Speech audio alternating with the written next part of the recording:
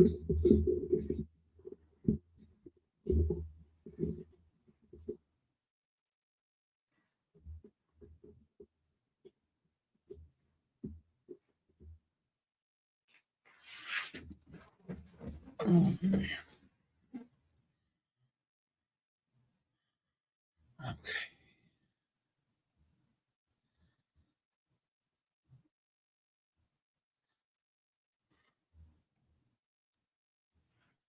See if I can get this.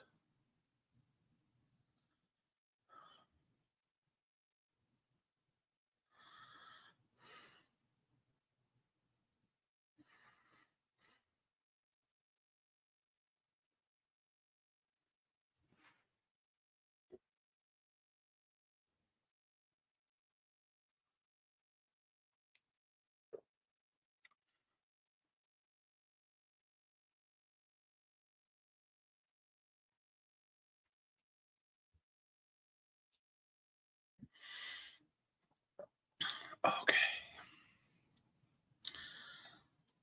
All right. Today, we're going to knock some commissions out to start.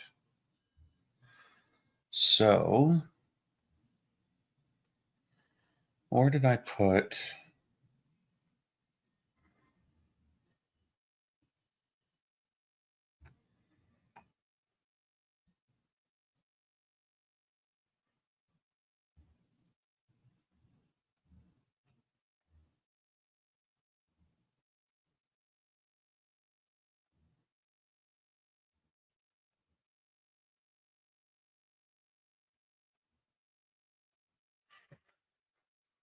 Hmm.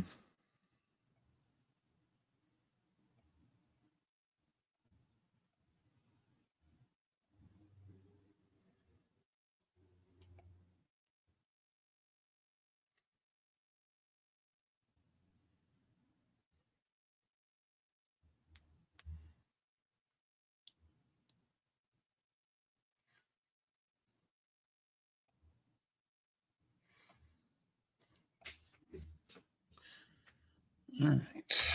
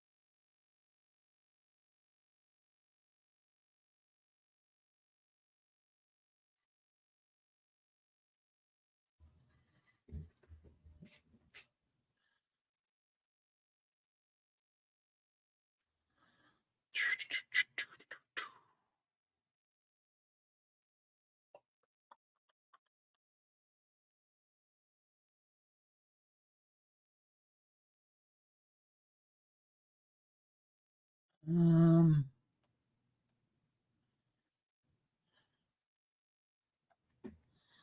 Let me see. Where'd that go?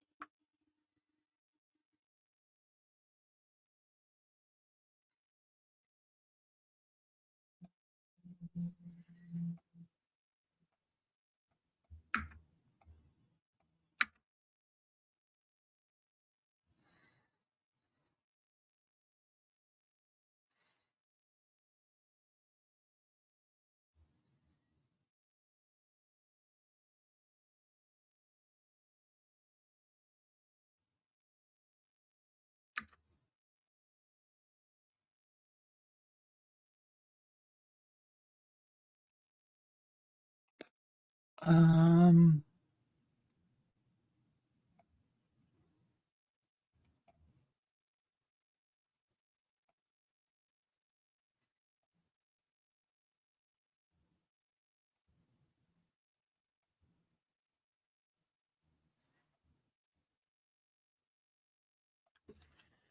Okay.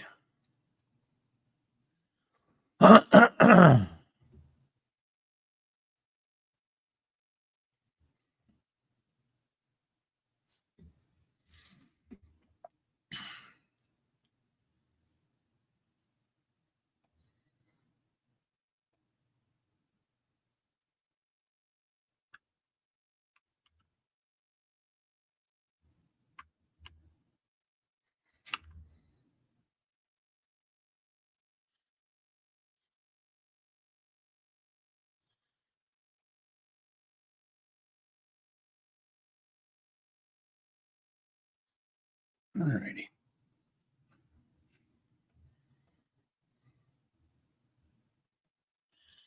Let me go back to that page. Okay, so he's a drow, half elf, or he's a drow, half human man in his later 50s. He's a druid.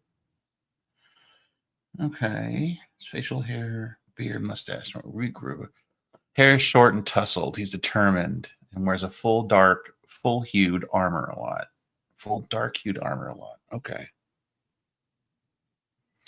All right.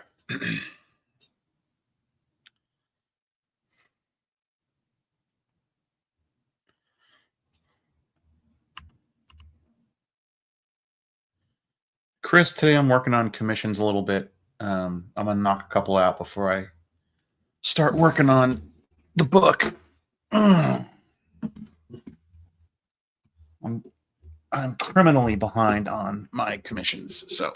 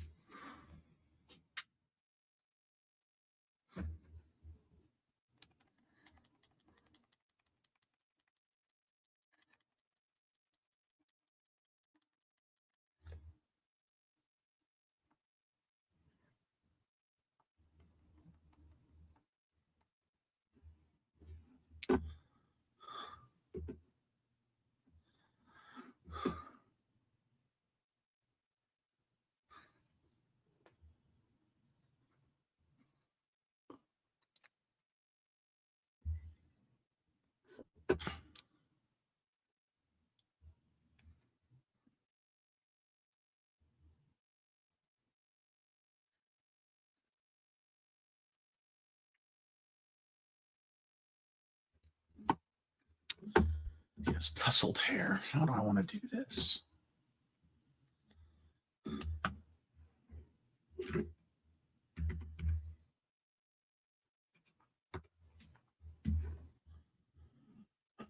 What?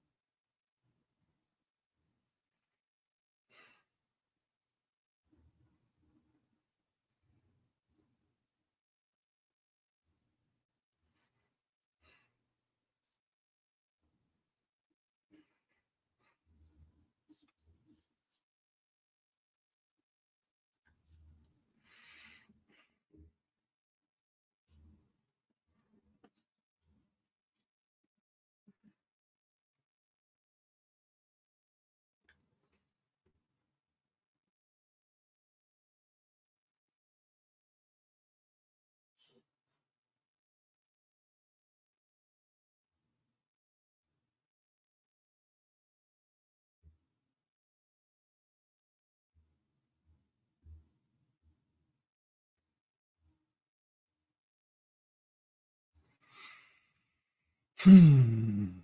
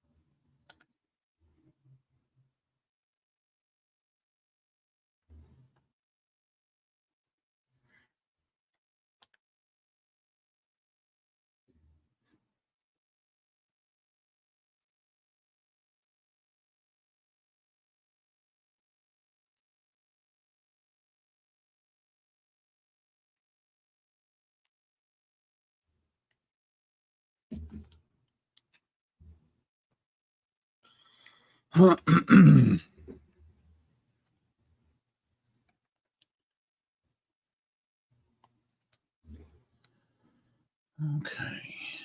No, that's not the inks.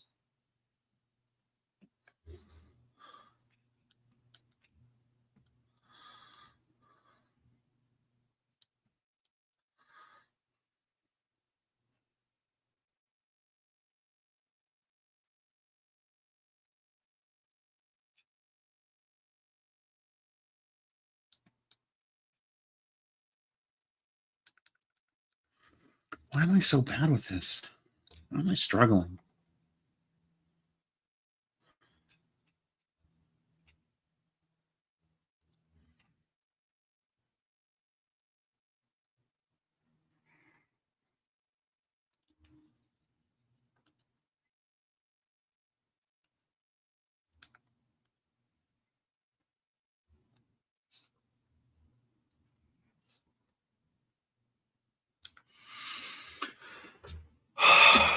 Come on, Scott.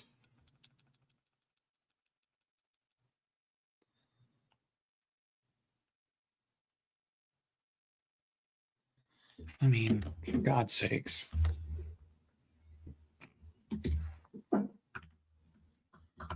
I don't know why you're struggling so hard today.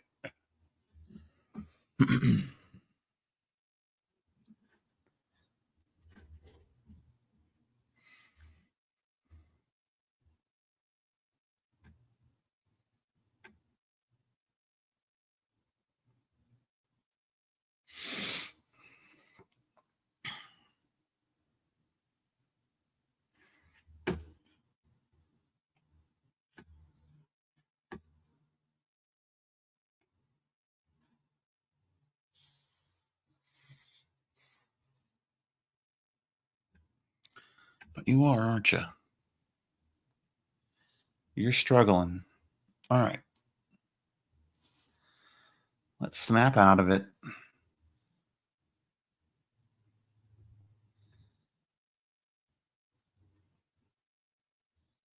You know how to do this.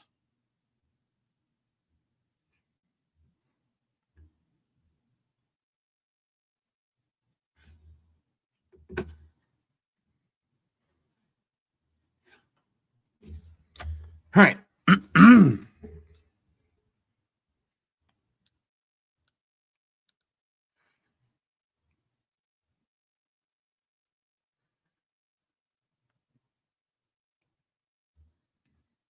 Well, I'm in a rectangle too.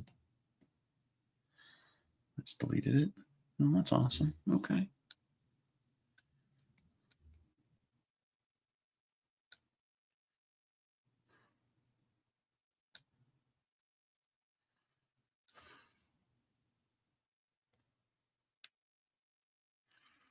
All right.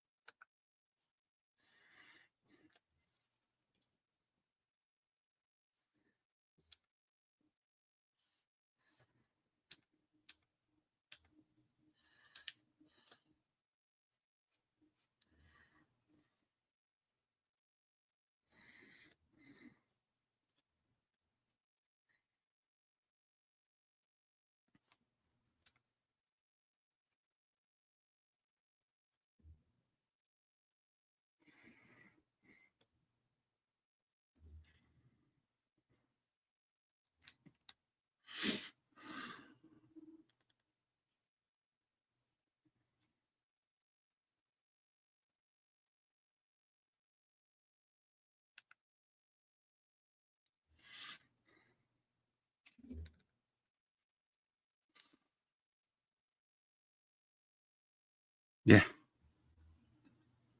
I feel like sometimes that's all art is frustration.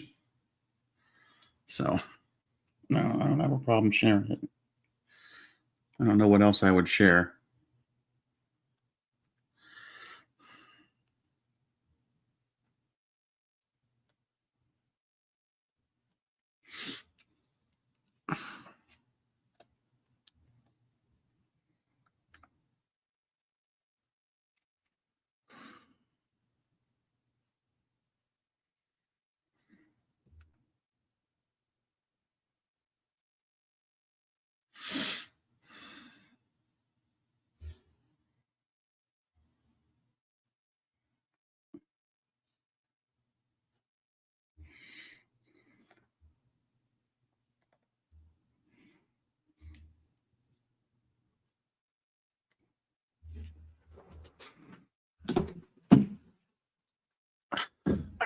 I was trying to explain this to my niece that unfortunately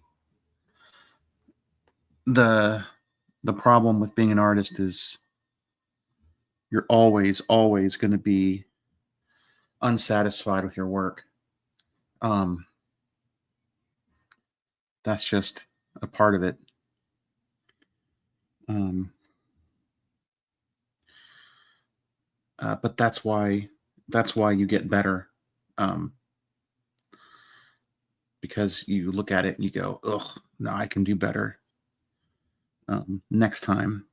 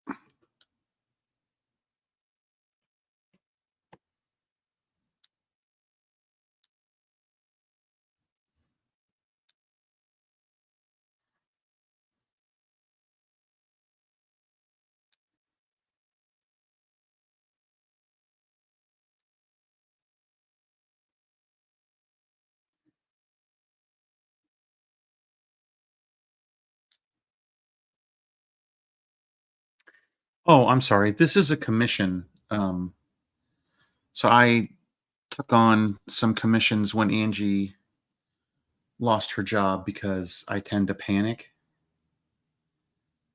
and I'm now way, way behind on commissions. So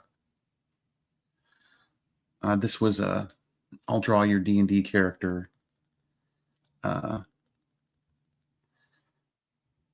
set of commissions, and I was like, hey, yeah, describe your D&D character. I'll draw them for you. And now I've got a bunch of them, and I'm behind on them.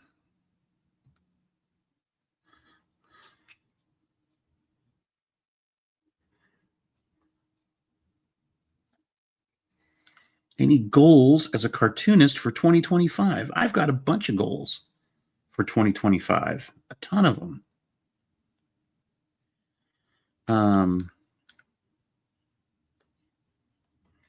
Yeah, definitely.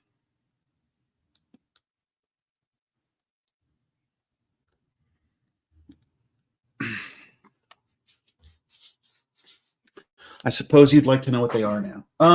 So obviously I want to get my book finished and turned in.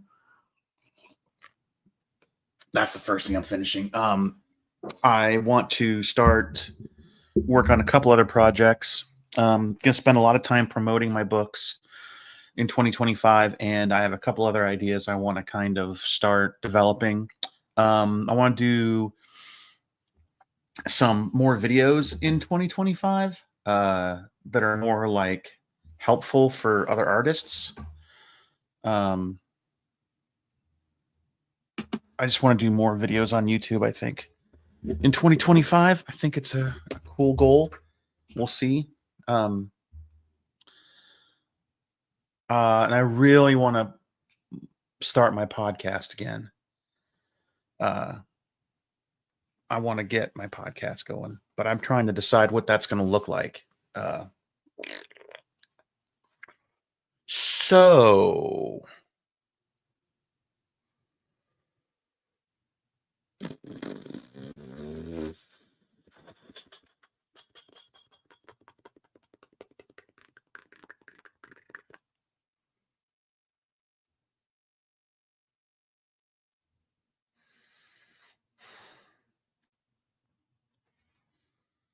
all right. Let me go to Clip Studio Assets. I'm going to share this with you. See if I can share this.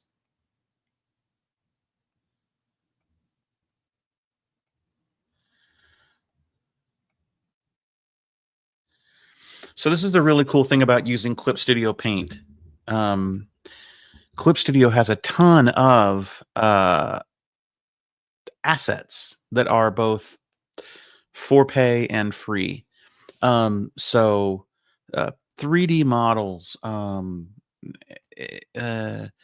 patterns, balloons, color palettes. I mean, you think of it, it's in here, different brushes, stamps, backgrounds. So like for this, I kind of want a background, right? And I'm looking for kind of so this is a druid. So let's look for a forest and see if we can find a nice forest pattern. I'm looking for something a little more manga inspired. Kind of like a background of a manga. Here's some manga assets. Look at this right here. Here's what we're looking for. Now, these cost money. So you can see this is like 250 clippies, which is basically, just like any other damn service. They come up with their own currency. So you can't just buy what you need. You have to buy their currency first, and then yeah. So anyway, I'm going to try to download one of these.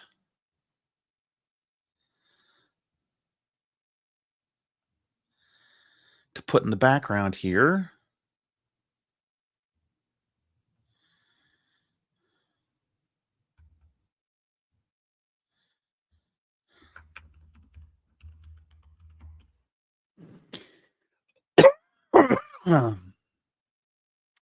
I just got a message recently that my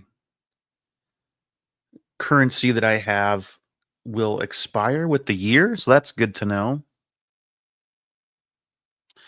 All right, so I put a little money in here a while ago, and so now I have some money I can use to download some stuff. Um, there's a lot of free stuff on the asset site. Oh, login bonus. What's this? Oh shit! I forgot about that Comic Craft font sale. I guess that's over, huh? Scheiße. I don't really need any fonts, so I wonder if that's still going. No, I just saw the Clippy challenge going on. Tell me about that. What is that? You got to log in every day? Did I already miss that?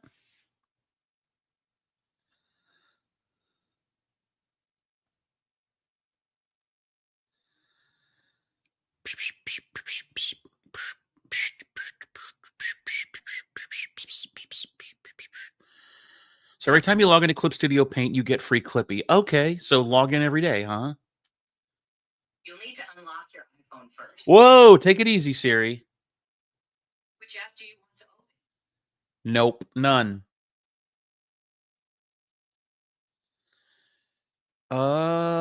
Where did I put the stuff that I just downloaded?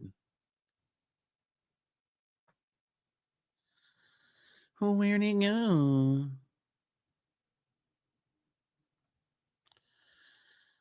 Today's like 15, yeah. Okay. Well, I'll log in every day then. And I think, and tell me if I'm wrong about this, but you can earn Clippy by uploading things too. So it's kind of like a community, right? Um,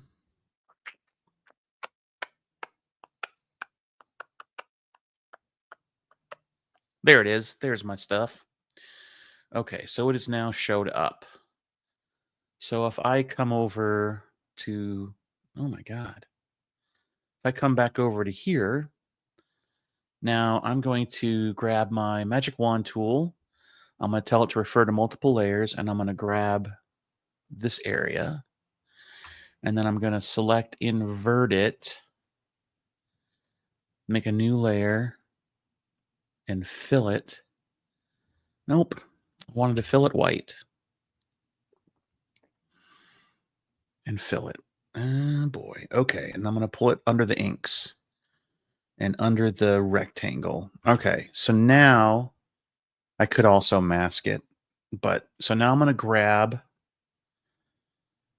open up my materials window. And I'm going to go background.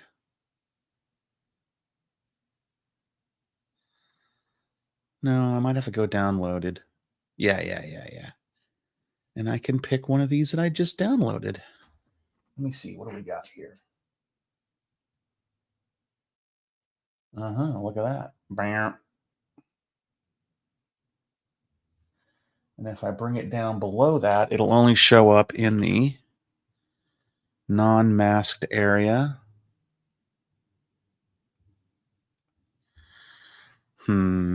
That's a little too sunny for me. I need something a little more druidy. That's nice. Can I lighten that up? Bring the opacity down? I don't know about that. I need to keep looking. That's a little too dark. Maybe these materials aren't the best. Sometimes you gotta look around. Well, I'm sure glad I paid for these, though. You know what I mean?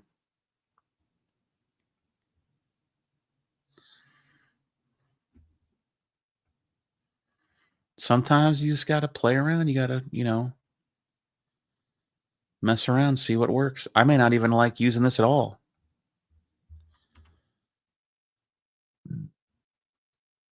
Yeah. I don't know if I even like it.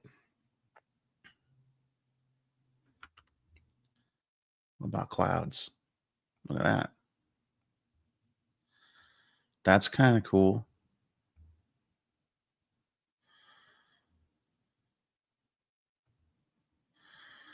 Remember that. I like that. I don't know. That might be too. That's not very cool. Well, I don't know. I don't know, but I've been told that I grabbed the wrong background materials for this. Let me see. Let me see if I can find something more appropriate. And if not, you know, I'll wing it. All right, Clip Studio assets. I'm going to search for patterns. I'm going to go backgrounds.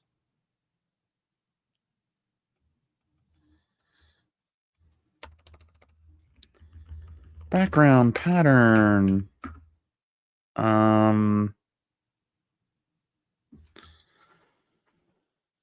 Let me see.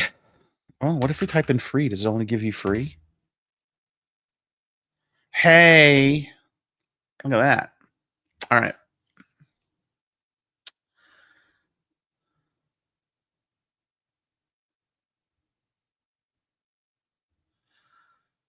Huh. What?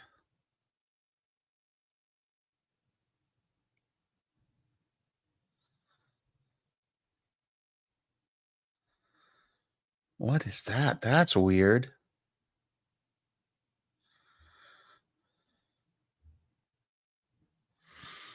I don't even know what that means. All right, well. That's the weird thing about doing stuff on Clip Studio is sometimes there's this real like bizarre culture thing where you're like, what? Who makes this? What? Why is this thing? Huh?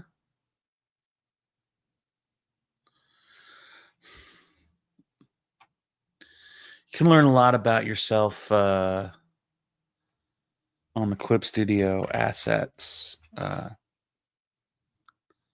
page. Y'all saying? You can learn a lot about yourself.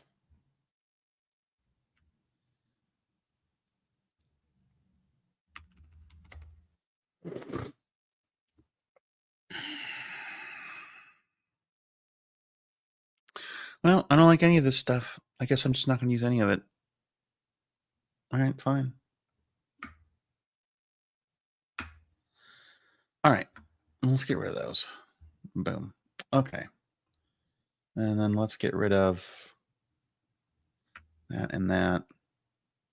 And then let's get rid of that. Oh boy. Okay, so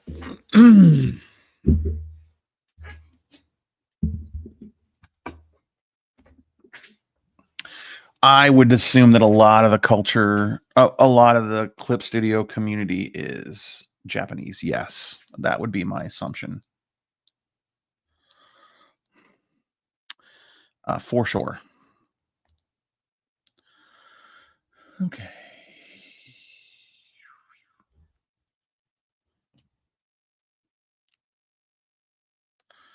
Refer multiple layers.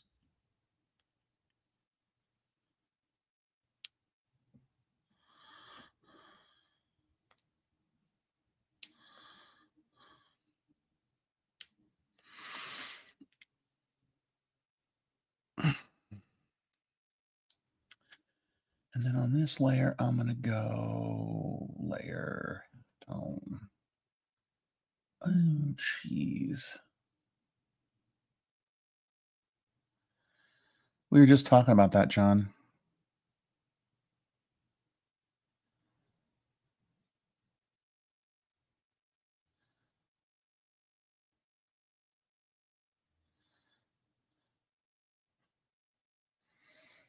Man, I don't know what to do for this this halftone stuff.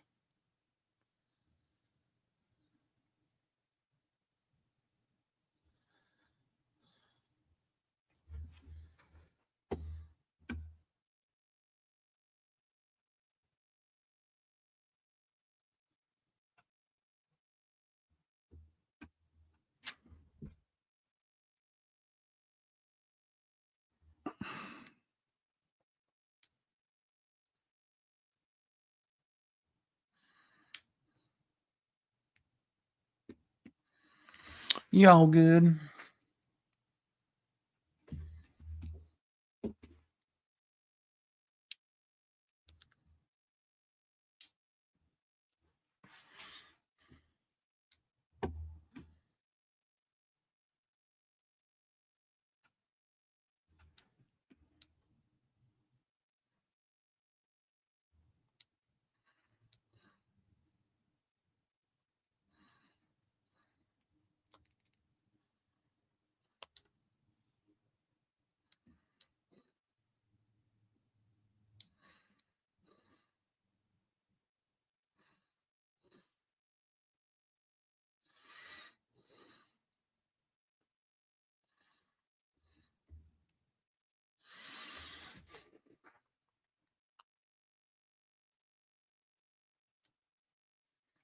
I have not seen the True Grit halftone brushes, but sounds pretty cool.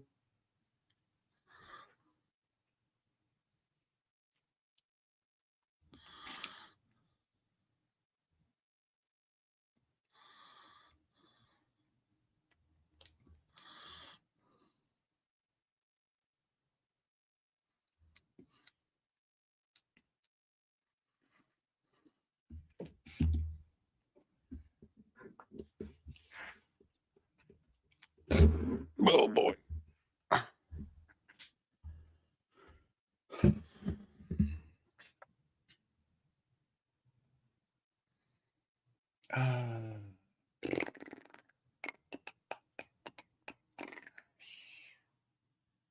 Okay.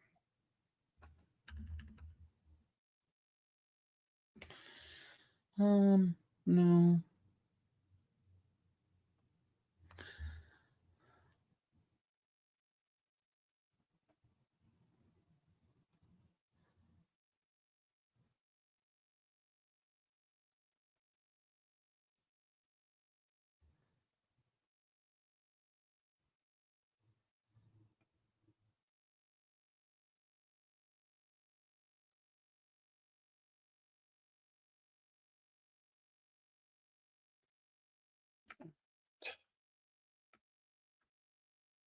So let me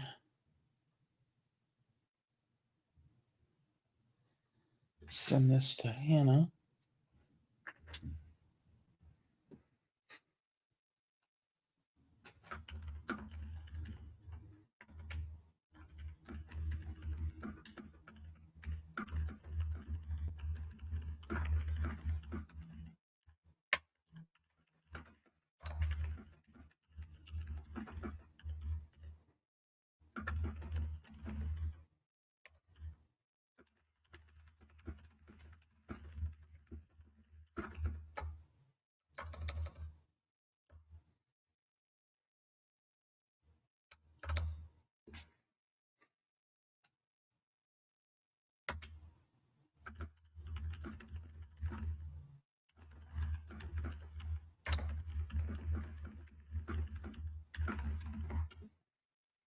Okay.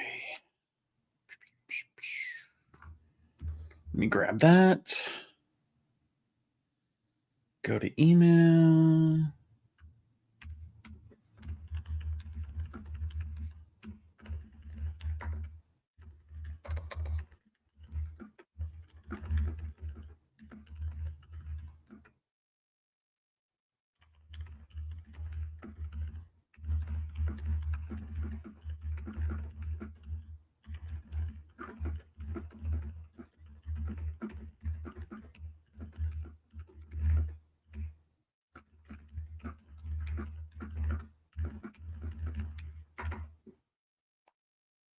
Should probably take my phone number off the signature of this.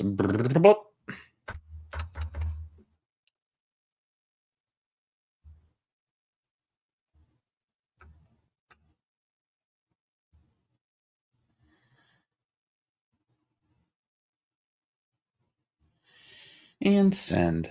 Okay. Blah.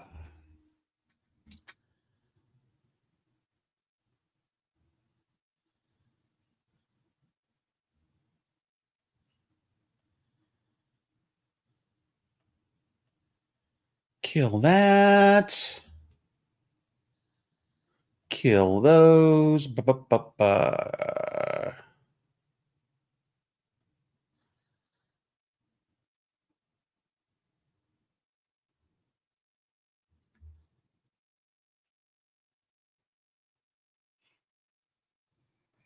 Okay, so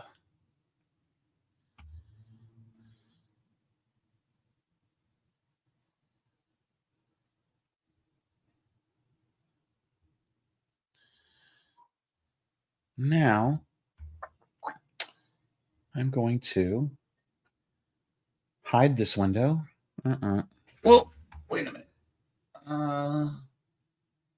Hide. Yes. Okay.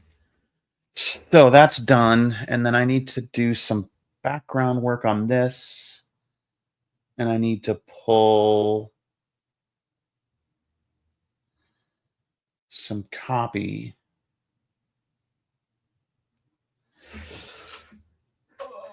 I wanna.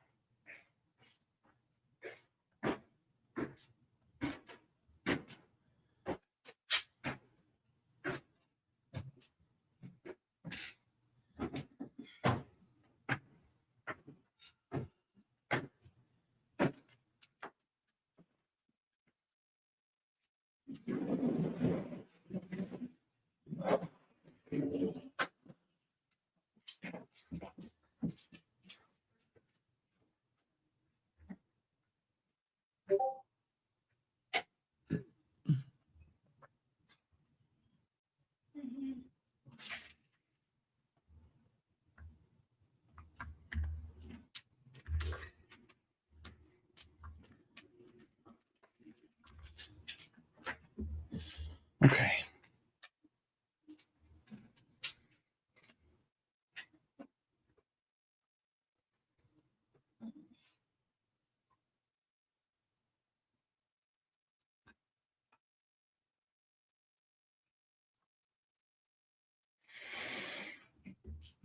Why am I so gassy? Good Lord.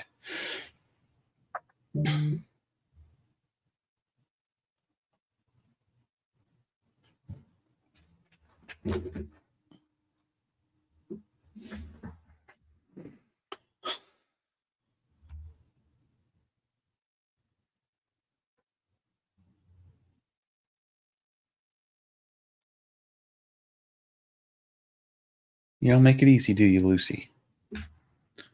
Every time you decide to reposition, I gotta fix the camera.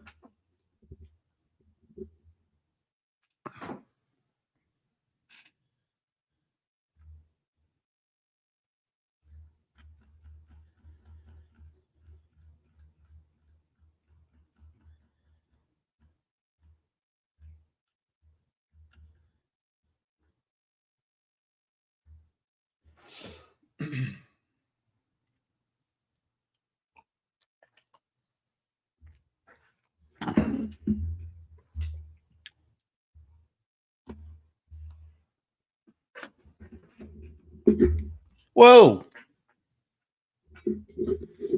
We lost camera. We got camera failure.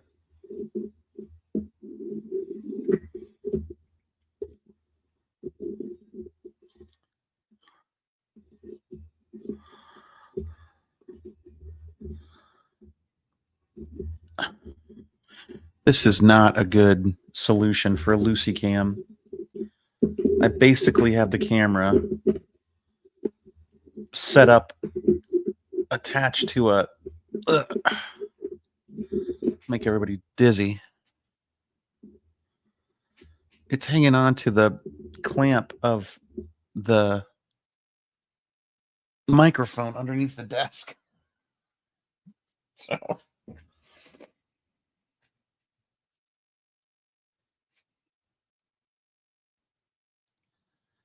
okay.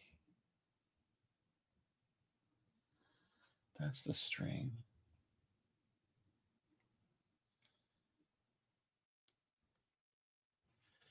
Converge those, I can get rid of that.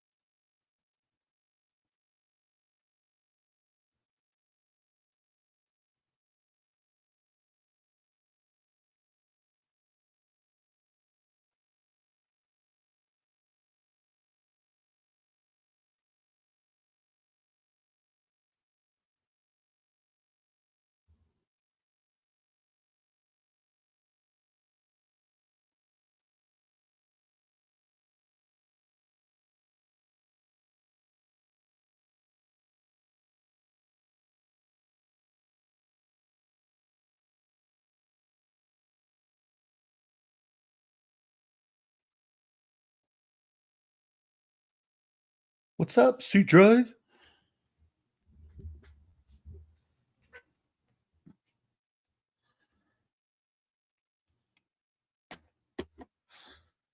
Call this layer background trees.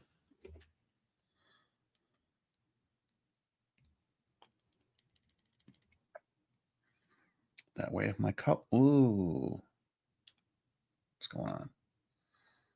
Oh, because I'm.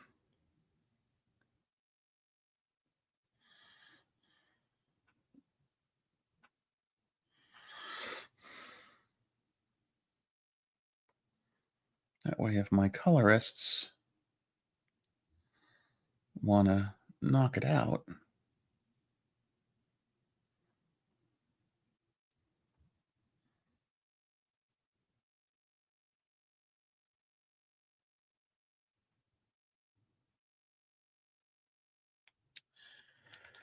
Oh boy, okay. Well, I'll tell you what, CJ. It's whatever is supposed to happen when you art, it's not doing it for me today. It's like it doesn't want to do it. I'm really struggling.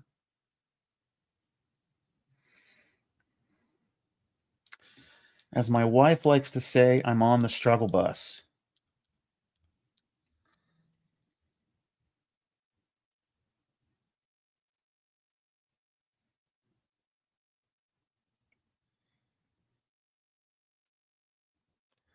You ever been on the struggle bus?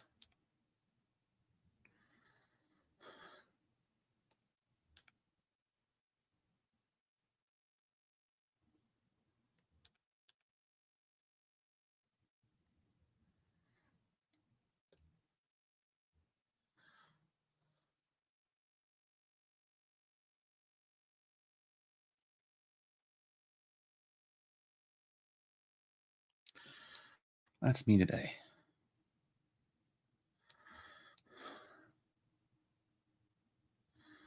I have an Orca pass, and it's all paid up,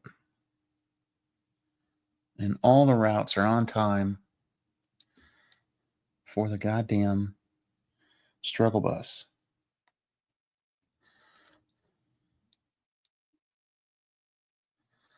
Who is CJ? I don't know. There's someone in the chat called. Oh, okay. Let me explain it. So I stream to both Twitch and YouTube. So at the same time. And the reason why is because I just don't have that many followers and I stream at odd times. So I want to start posting stuff on YouTube more. I want to increase my YouTube stuff. But I don't want to Yeah, and there's a lot of people. There's people following me on Twitch. So uh there are people watching from two different places. So if you're on Twitch, you don't see the YouTube chat. And if you're on YouTube, you don't see the Twitch chat. I'm sure there's a solution to this, and I'm just not aware of it. But I stream using something right now called StreamYard. And so it consolidates all the chat for me into one place. So I can see it. So what I should do is take the time when CJ comes in and says, "Afternoon, everybody." You can see that's CJ, and he's got a little Twitch logo, which means he's watching on Twitch. And if I say, "Oh, Melissa," see, Melissa's watching on YouTube. So it's super confusing for everyone watching, and it's because old man know how use computers.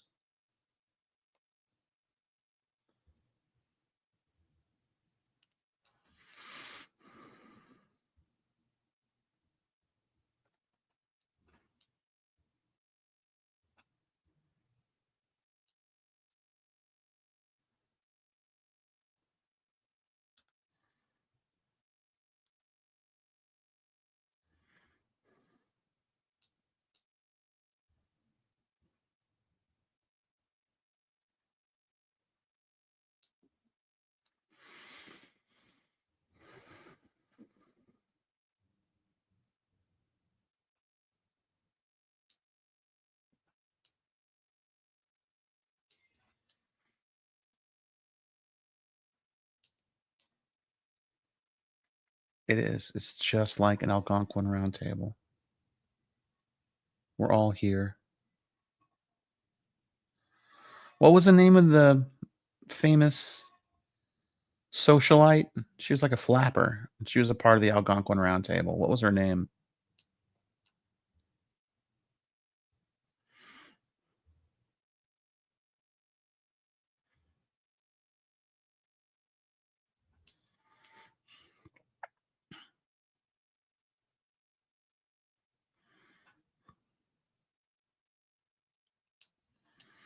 Yes, please, no fighting amongst the factions. All right. Dorothy Parker, thank you.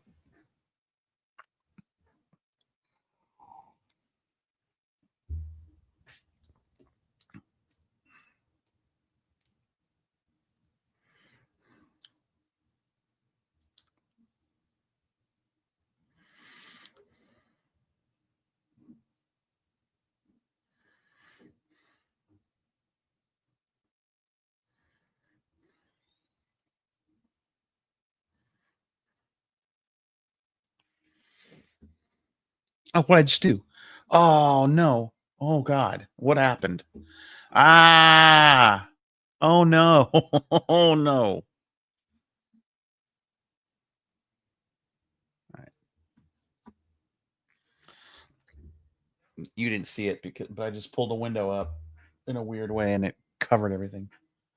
What's going on here? Oh.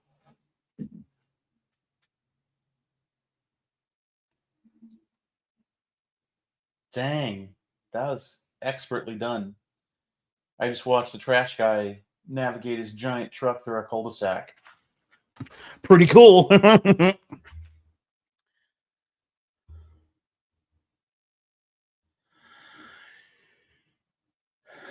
Vico Friday says, I've been following PvP for years. I think since 1999 or 2000. So you're OG. I've always loved your style. Thank you. I don't know why. What artist did you look up to when you were starting, and which do you look up to now? Well, that's a wonderful question.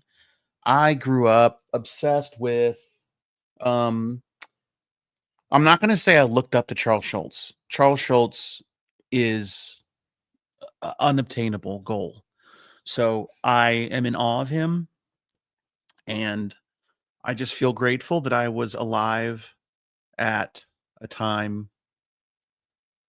to experience the perfect cartoonist. I just think he is. I could stare at Peanuts forever. I don't. It's sublime. Um, I emulated a lot growing up Jim Davis and Garfield, and when I got a little bit older, I really tried to emulate Burke Breathitt a lot. I was really taken with Bloom County. Um, Bill Watterson I admired, but never really felt influenced by him because my brain can't do what his brain does. Um, and then I was also heavily influenced by a lot of European comics. So having German immigrant relatives on my father's side, um, my dad immigrated when he was 13, and my grandparents moved back in the 80s. So we would get the European folio comics. We would get Asterix and the Smurfs and by Peyo and Tintin and all that stuff. So all of the clean line Herge stuff, the Underzo Asterix stuff, huge influence on me. Um, yeah. And now pretty much everyone impresses and influences me. There's so much just really amazing stuff out there right now. Um, I'm kind of blown away by what everyone's doing.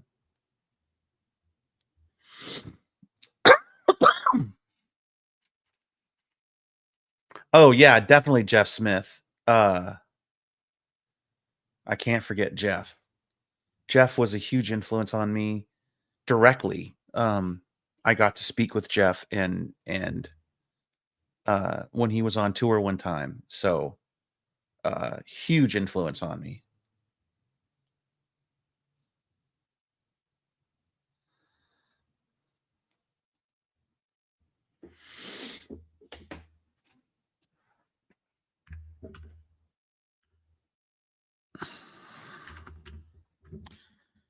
I think it was a mistake to try to emulate Jeff and incorporate his influence into my work because it's just not my style. And I always admired Jeff's ability to combine really cartoony stuff with the more um, comic booky type characters. He could straddle that line, but it all worked. I've never been able to kind of find that. Yeah.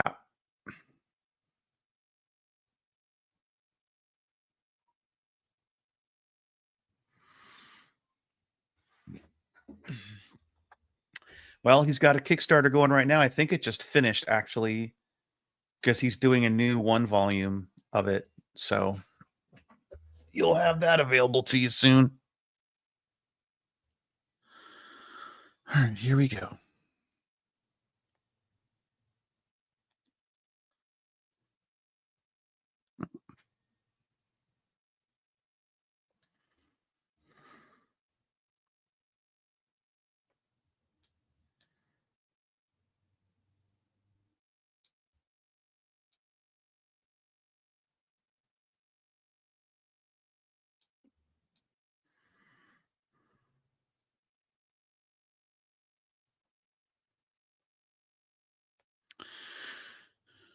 Okay. Grab the vector eraser.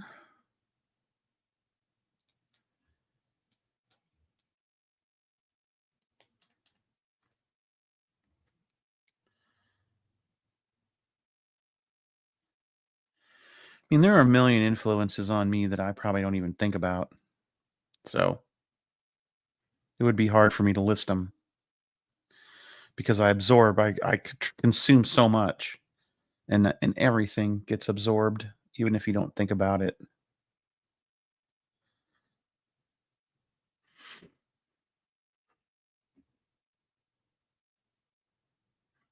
Like, have you guys ever seen Black Sad?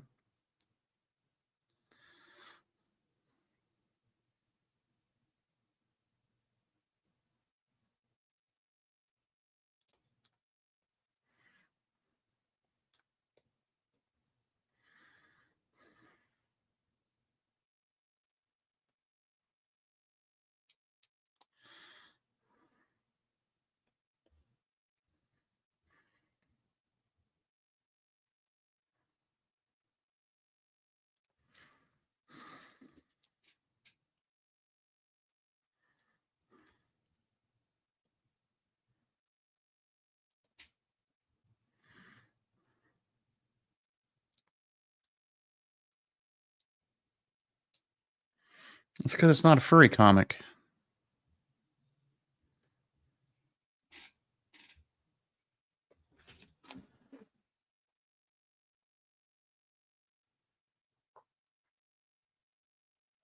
Kind of comic books?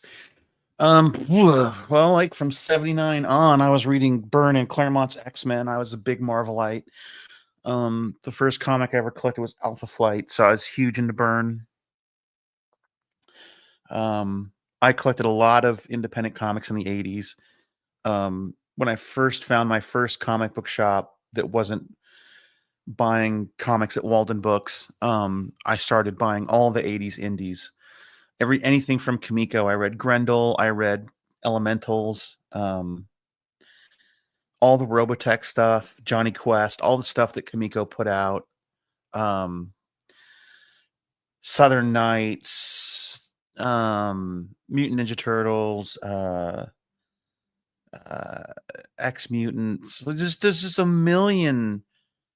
There were a million books. Hero Sandwich, anything from slave labor. Like there was so much independent stuff coming out in the 80s. It's crazy. There was always something new and unique on the shelf in the books, in the comic book shops in the 80s, next to all the Marvel and DC stuff. It was really, really great. So, yeah.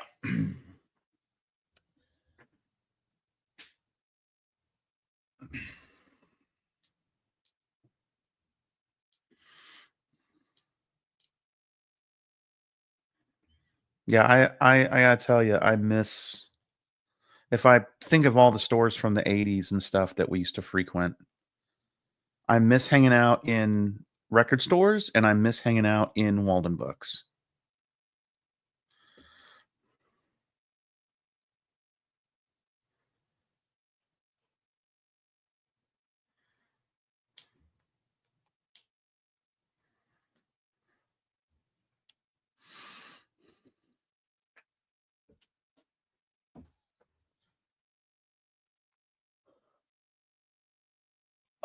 Well, it depends. If it's PvP #1 from Dorkstorm Press, there's new stuff in it. There's like probably a story in it, as well as strips that are reprinted. If it's PvP from Image, it's all just stuff from the site.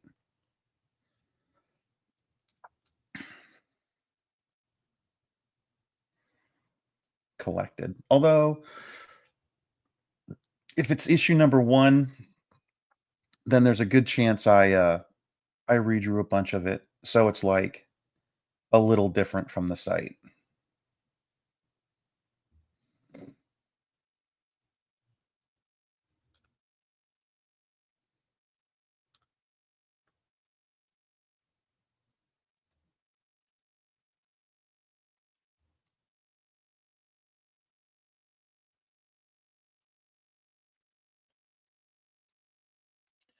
Okay, yeah. Well, there you go.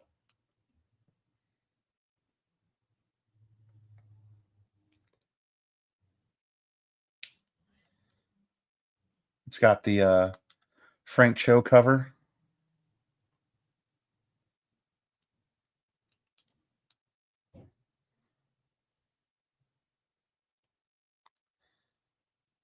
Why redraw the strips? Because I'm an idiot. Because I felt like the strips I could draw better at the time than what they looked like, and I didn't want those to be put in print because I thought they looked bad. So I redrew them at the cost of time and energy to myself. It was dumb. It was dumb. It was a dumb choice, but I did it. And then when Eric Stevenson found out that's what I was doing, he's like, "Why are you redrawing these? Just reprint them." And I'm like, well, because the people have seen them already, and I don't want them to be mad that they're buying the book and it's the stuff that was online. I should change it up a little bit." And he's like, "No one that's reading it online is also, it's a different audience. Don't worry about it." And I was like, "You think?" And he's like, "Yeah, I agree. I think." So after a while, I just started reprinting stuff. I would occasionally do like a new thing, but for the most part, it was just reprints later on. Yep.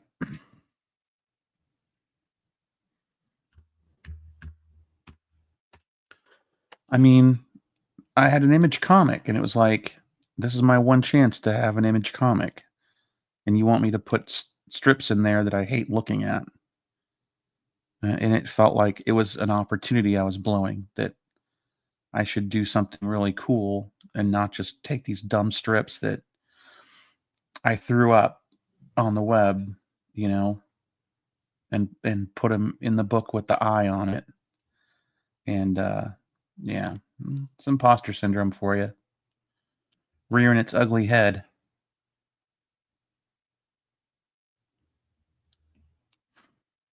That's my only New Year's resolution this year is I gotta I'm I'm so negative on myself, and I've just been in this terrible place since my dad came to live with us and everything kind of fell apart. And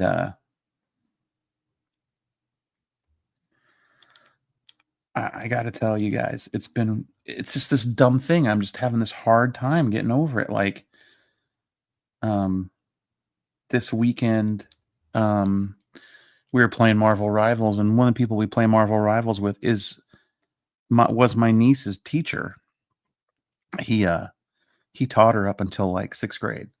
And he used to be a professional gamer, kind of. He played in Overwatch tournaments. Uh, and so he plays Rivals with us and carries us. But he's kind of discovering that, like, oh wow, I used to go to PAX all the time, and oh whoa, you're on, like, you were in D&D Beyond, like you were in their online magazine. And so, like, he's like, oh, you're famous. And I'm like, well, I used to be, you know. He's like, well, you're kind of a big deal. And I'm like, no, I used to be. And but not anymore. And it's just always so negative. And and it's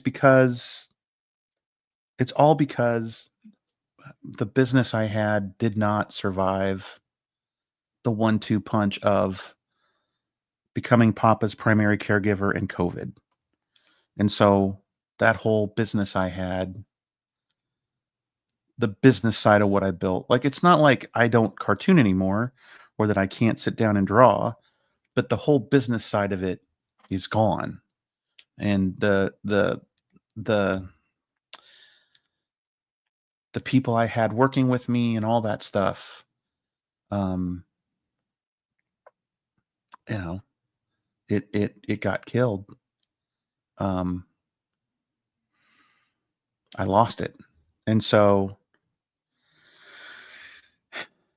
instead of trying to rebuild it, because web comics kind of independent of it kind of went, in my opinion, I decided to try and move to Kidlit. And so there's just all this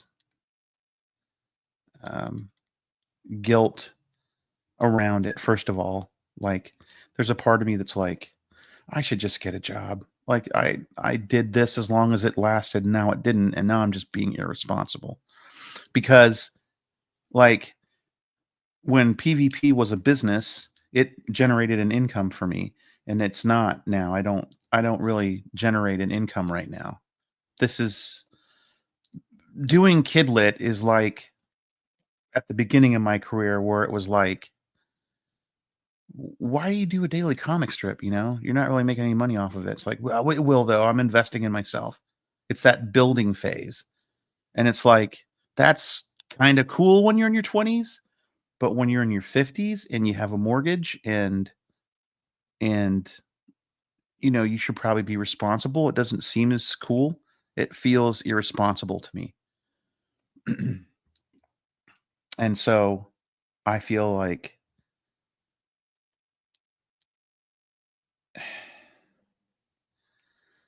you know, uh, I started at the same time as Penny Arcade, and they have conventions and a whole company and you know, I'm over here starting over in my 50s.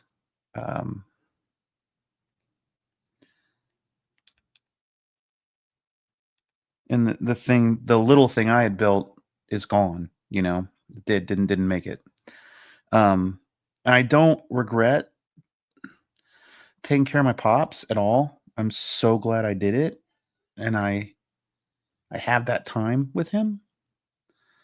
But it feels so unfair at times that in order to do that in this country, in order to take care of your parent, you have to go. I mean, we didn't go bankrupt, but you know what I mean. You have to lose everything. And so it's like I have a hard time seeing the wins now. Like my wife was like, why are you always down on yourself about the book? And I'm like, well, it's not flying off shelves and I'm struggling to get it out on time, and I'm sure my editor hates me, and I'm sure my agent fucking hates me, and I don't know. It feels like it's folly. Like everyone's like, poor Scott, you know, he was a cartoonist. He doesn't really have any other discernible skills, and we all just kind of support him and keep him going because what else is he going to do? And she's like, what is your problem? You decided after you could come up for air that you were going to do something that you really wanted to do. You're going to do kids' books. And within 6 months, you had an agent and a book deal. But you don't credit yourself on that. Instead of being like, I'm fucking awesome, I did it. Instead, you're like, oh, this is dumb. This is irresponsible. This is hubris. And you beat yourself up and you call yourself a failure. And I just don't get it. And then she's like, just finish your book. Shut up and work on your book. But, you know, I got an advance on the books. You don't get it all at once, by the way. Advances are kind of metered out in milestones, which is fine. That's fine. But it's a marathon. It's not a sprint with these kind of establishing yourself in kidlit. And so it's like, all right, I'm going to do this now. And I really want to do it. I love it so much. I'm like working on this book and I have an idea for another book. And I was fleshing out like outlines during breakfast the other day. And I was just so excited. And then I stop and I go, dude, you should just get a fucking job. What are you doing? I know it's fun to write books and stuff, but like, what are you doing? You're not, no one's guaranteed to get to do this stuff. Go earn a living. Stop it. So yeah. I'm bouncing back and forth on that stuff right now.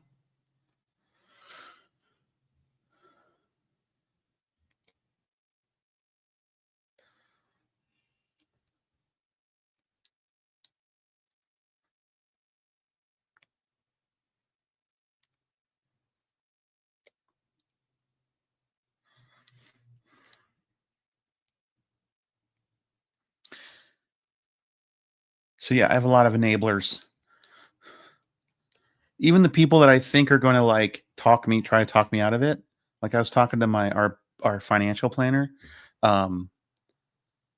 He's done my dad's finances for years, and he's like, I'm like, maybe one day I'll be able to make enough money where you can help me with my stuff. And he goes, I'll help you with your stuff now. What are you talking about? You don't have to make a certain amount of money. I'm like, well, your papa's financial planner. And he's like, it's a family plan. What do you need? And I'm like, I should quit this book stuff, right? And he's like, Why? You're awesome at it. And I'm like, but it's irresponsible, right? Like I should go bring in some money. And he's like, you are going to bring in money. You're acting like this isn't going to succeed. I said, I don't know that it's going to succeed. I don't know these books are going to sell. I don't know that I'm ever going to. I mean, a lot of people put out books and they don't ever, they do okay. They sell what they sell and that's it. And they never really make any money off of it. And he's like, yeah, well, you're not going to do that. You know how to do this stuff. And he's like, didn't you build like a whole career out of thin air one time? And I'm like, yeah, that was when I was in my 20s. He's like, yeah, well, you're more experienced now. Work on your books. I'm like, okay, well, how am I going to pay the bills? And he's like, well, didn't your grandmother just pass? I'm like, yes, she did. And he's like, well, she left you money, right? Why don't you live on that while you're getting set up? I'm like, well, isn't that irresponsible? Shouldn't I save it? And he's like, didn't she leave you that money to take care? And you took care of your dad and she wanted to make sure you were taken care of? And I go, yeah. And he goes, then use the money and finish your fucking book. And I'm like, you're supposed to be the voice of reason here. You're supposed to be the financial planner, make the safe bet. Why are you telling me to go be a cartoonist, be an art? He goes, you're an artist. Artists aren't living in mansions. That's just who you are. My friend Rob tells me that too. He's like, you're an artist. You don't get to be rich. You love doing art. Go do your art.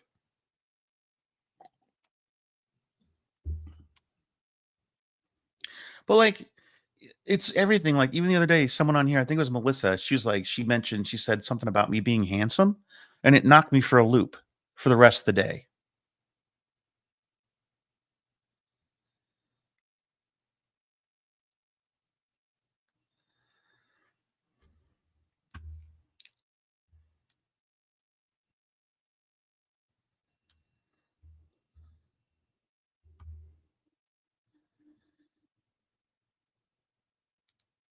She's like, oh, you're handsome. And I'm like, what the fuck are you talking about? No, I'm not. I'm an old fat fuck. God, I'm not handsome. I've never really been handsome. And then Angie's like, yes, you are. I was like, hey, this girl, Melissa, in the chat, she said I was handsome. She said, because I'm a good person, I'm even more handsome. So watch out. And I was laughing. And she's like, she's right. And I'm like, no, not really. Have you looked at me lately? And I was like, I look in the mirror and I see my dad. And it's like, oh, God, what happened? And there's all this gray in my hair. And she's like, whatever.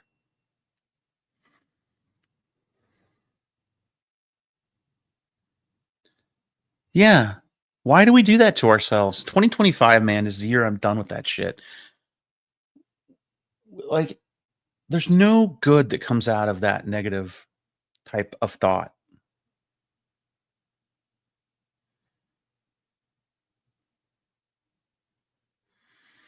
It is okay to just exist.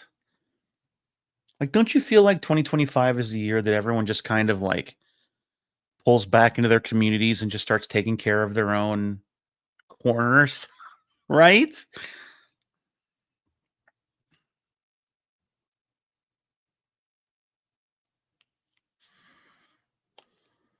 Yeah.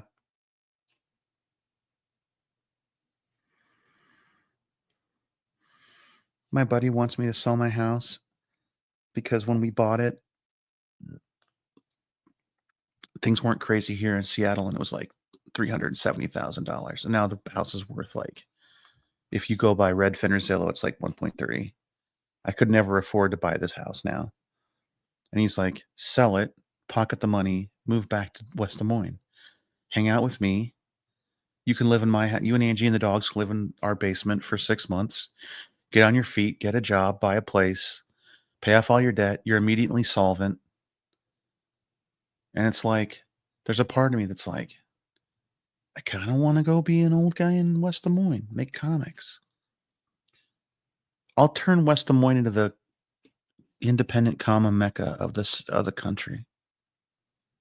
I'll go buy a studio space and I'll say, anyone that wants to come hang out and make comics here, it's cheap to live there. I'll do what Robert Kirkman did in Kentucky. Robert had like an apartment building in Kentucky because that's where he's from. And he moved like Mark Englert and Corey Walker there, and they had like and Val Staples lived there, and he built like a little comics thing there. I'll do that. But in West Des Moines, Iowa. What you looking for, babe? Pants. You don't need pants. It's a Zoom meeting.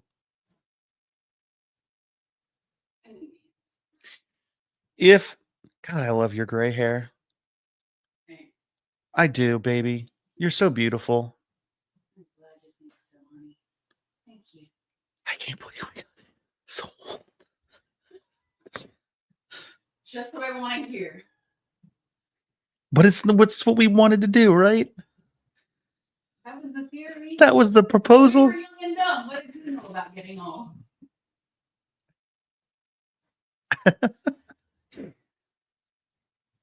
All right. You ready? Ready for another interview? Don't forget what you said yesterday. Keep that attitude. That's what we're talking about today in chat.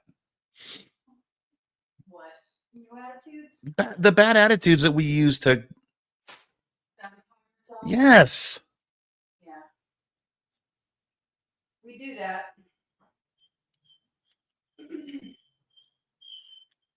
All right.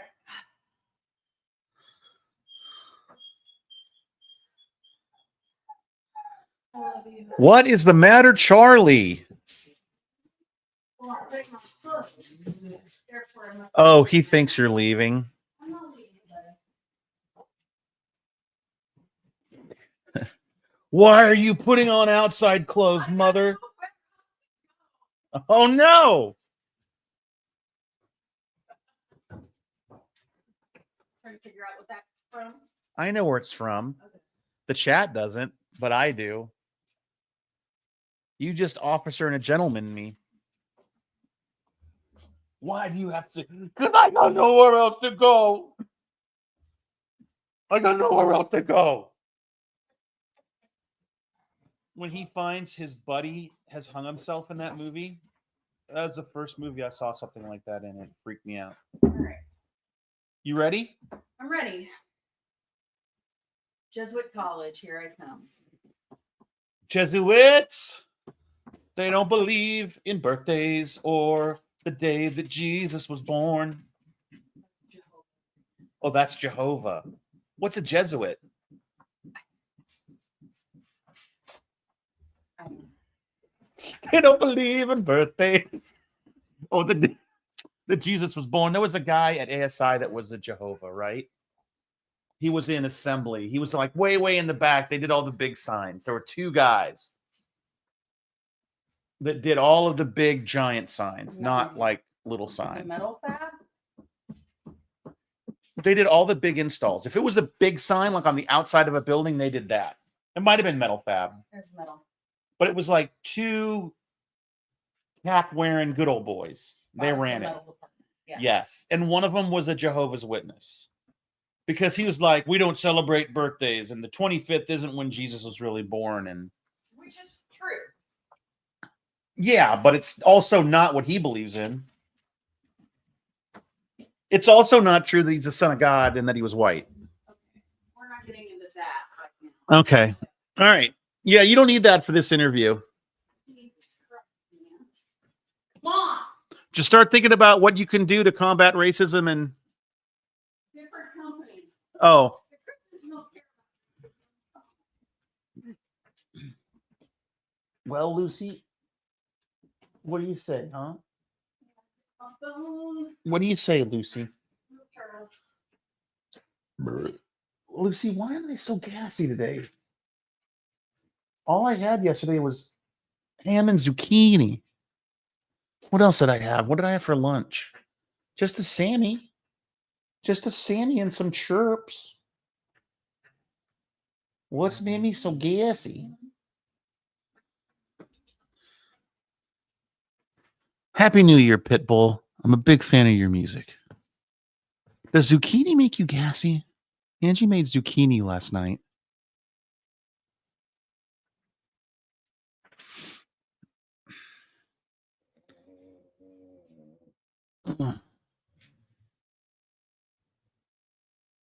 What's up? What's up? Yeah, does that feel good? You like that? Look, can I scratch your under your ears? Come here. Oh boy. Oh boy. Come here. Oh yeah, you like that, huh? Yeah. Yep.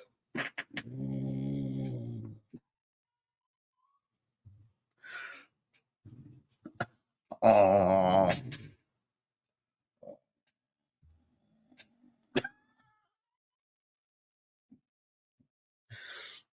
You're so grumpy. You're such a diva. What's wrong with you? Huh?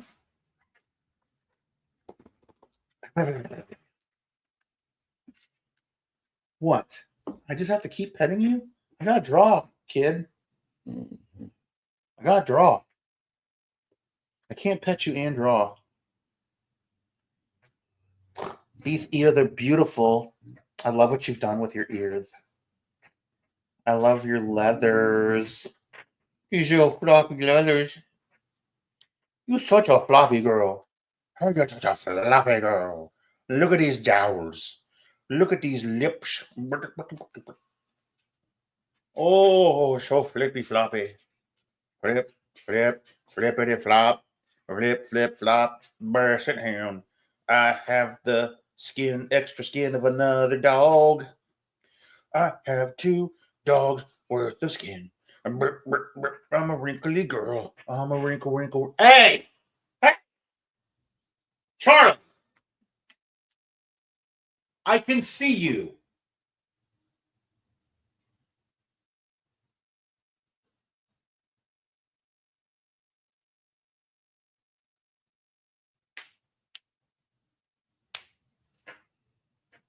He is a big old jerk.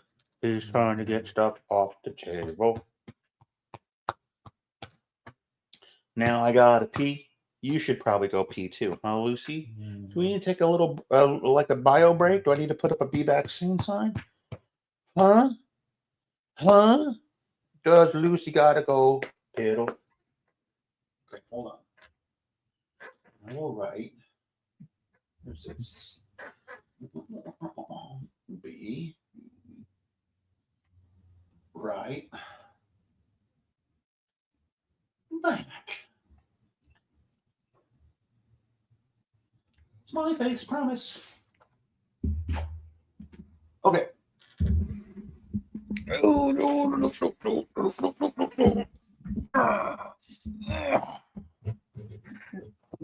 What? Kid, I can't pet you nonstop. Oh, why'd you jump up here? Oh, no.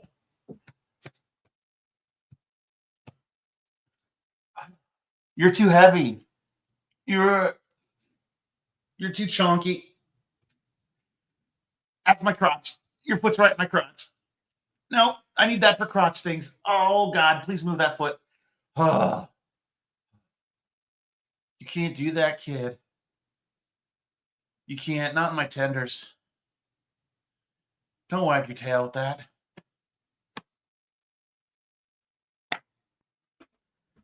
Now I doubly can't have children. Look what you've done. Look what you've done. You don't even care. You've robbed me of my legacy. Ah! You're such a bastard. Oh, you're such a hound dog. Hi, baby. Yeah, I love you too. Yeah, I love you too. You're so sweet. Yeah. Don't step on my ball. Oh, Lucy Lou. Oh, Lucy Lou. Oh, Lucy. You're such a good girl. Yeah. You're my little hound dog.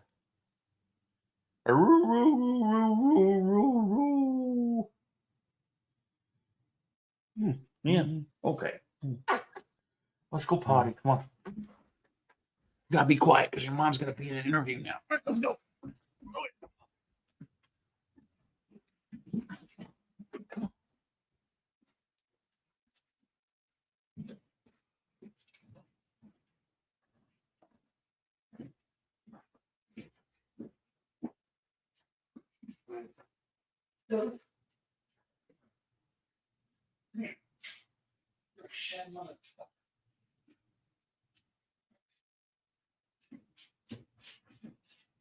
Lucy, come here.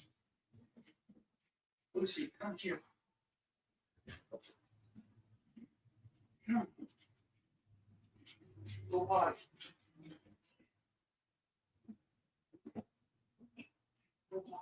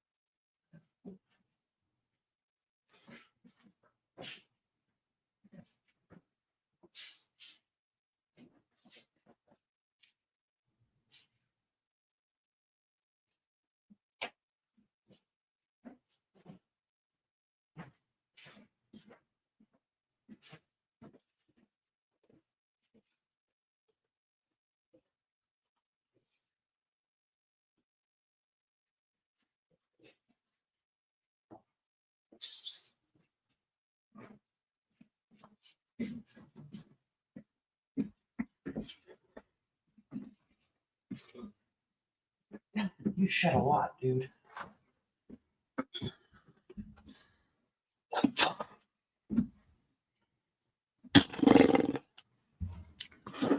Oh my goodness. So much hair. Not worth it. I don't think you hound dogs are worth it.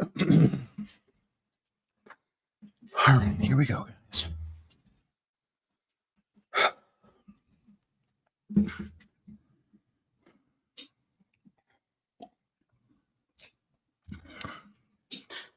Hey, D, do you have a pair of headphones for your computer where you could like chat? Asking for a friend.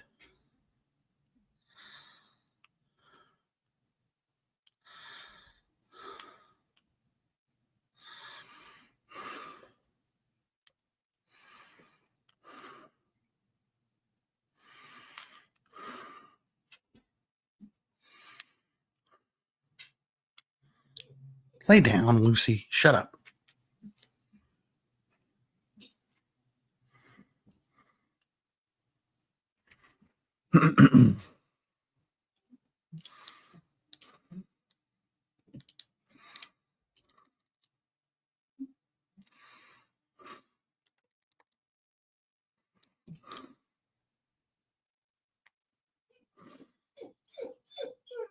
Shh.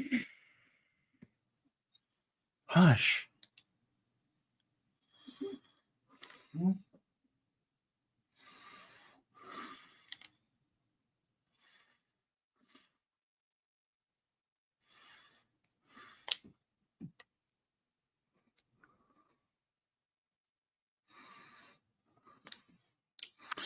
You know what else I want to do this year? I want to do that thing that got Geiger's doing, where he like for $200 he'll sit with you and give you advice on your comic. I want to do that. What I'd really love to do is do that and then record it and then put it online so other people can see it. But you'd need the permission of the person you were helping to do that, right? Obviously. But I really want to do that. I don't know if that is something that anyone would want. Brad says he does really well with it.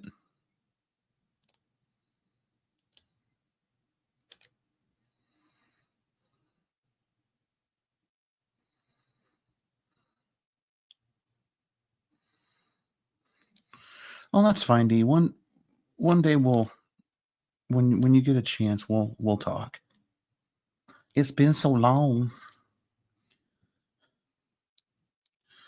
It's been a dog's age. We must catch up.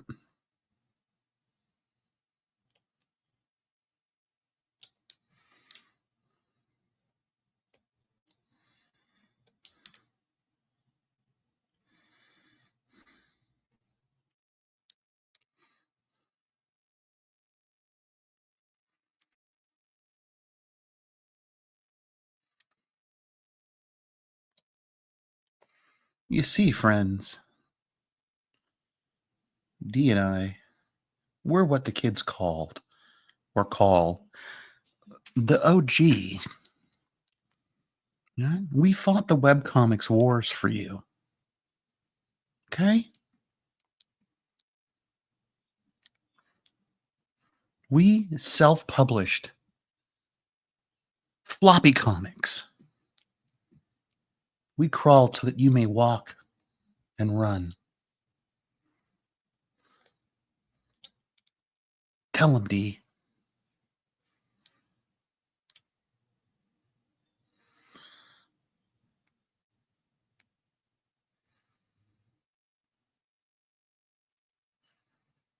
All right. We'll talk tomorrow. No problem.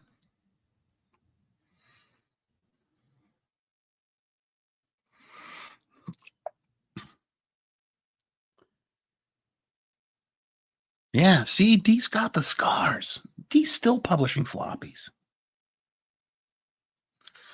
What? You're still publishing floppies? Are you doing it like that Amazon print on demand stuff? What are you doing?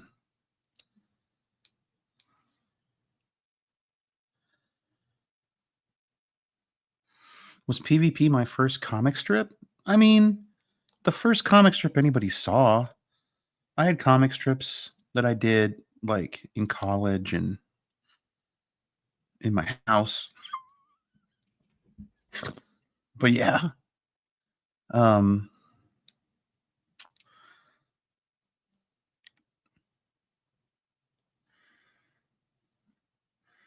a little bit I had a comic strip online about being a newlywed because I was at the time, called Wedlock. That ran for a little bit. Not many, just a few strips.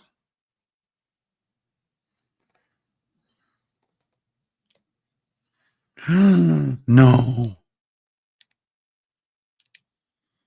Oh no, I'm drawing on the vector layer. Shit. Are you kidding me? How much of that is the vector layer? Okay, not that much. Well. And Melmahay. I think I can cut that and then paste it. Yeah, yeah.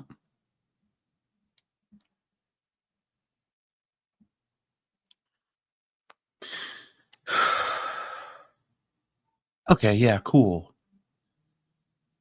That's smart, D. That's really smart. Yeah.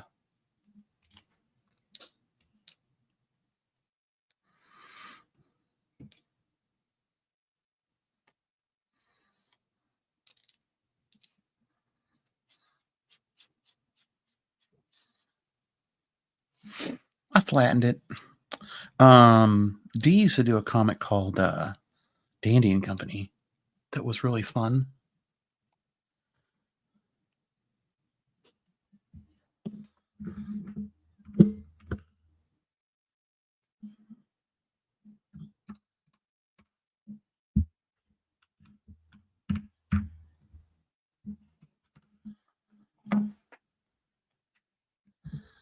Oh, I don't think it's self-indulgent at all. I think that's really smart.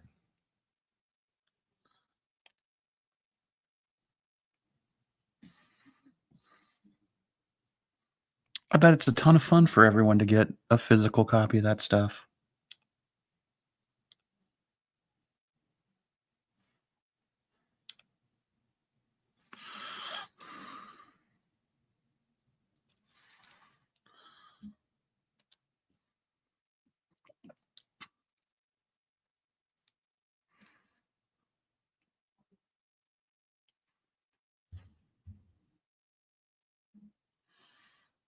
And Melma,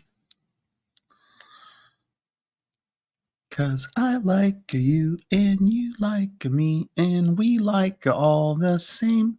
I want you to know that I love you so. I want you to call my name.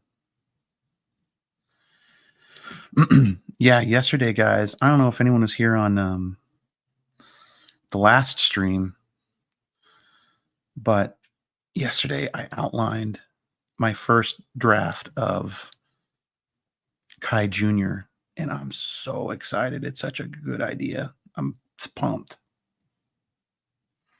I think it could be a fun little book.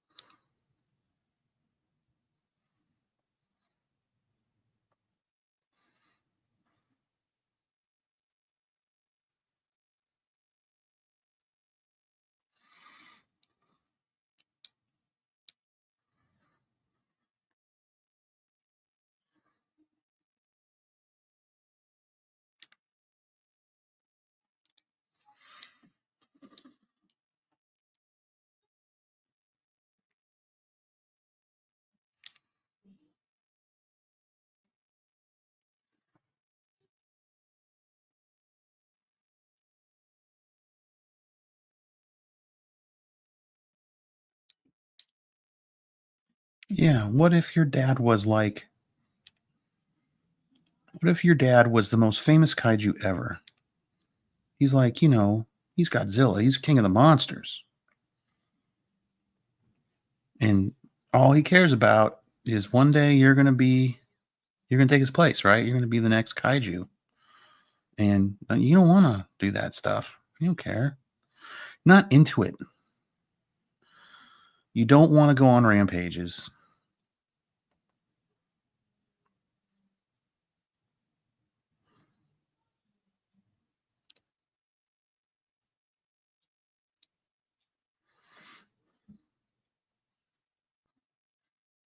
What if you ran away from home?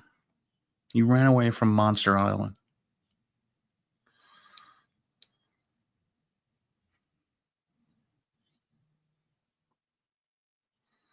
Huh?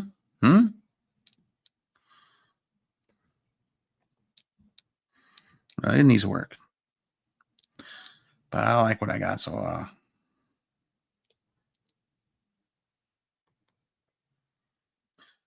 John, did you just do another Captain Amazing reference? What is wrong with you? How do you even know that stuff?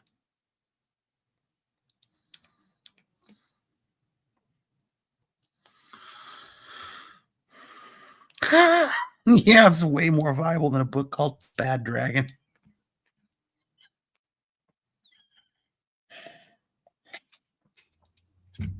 But think of the merch tie-ins.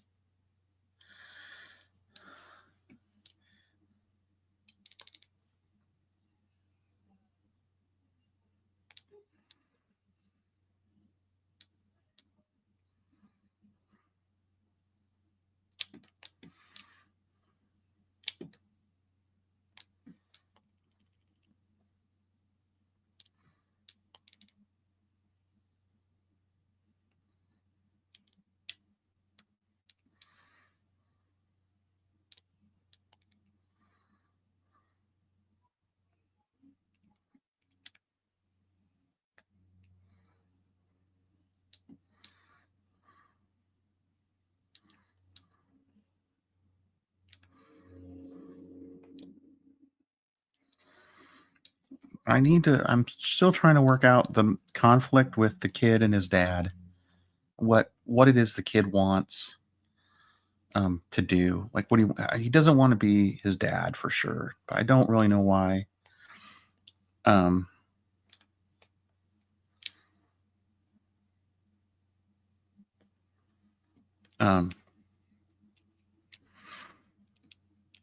doesn't really fit in there.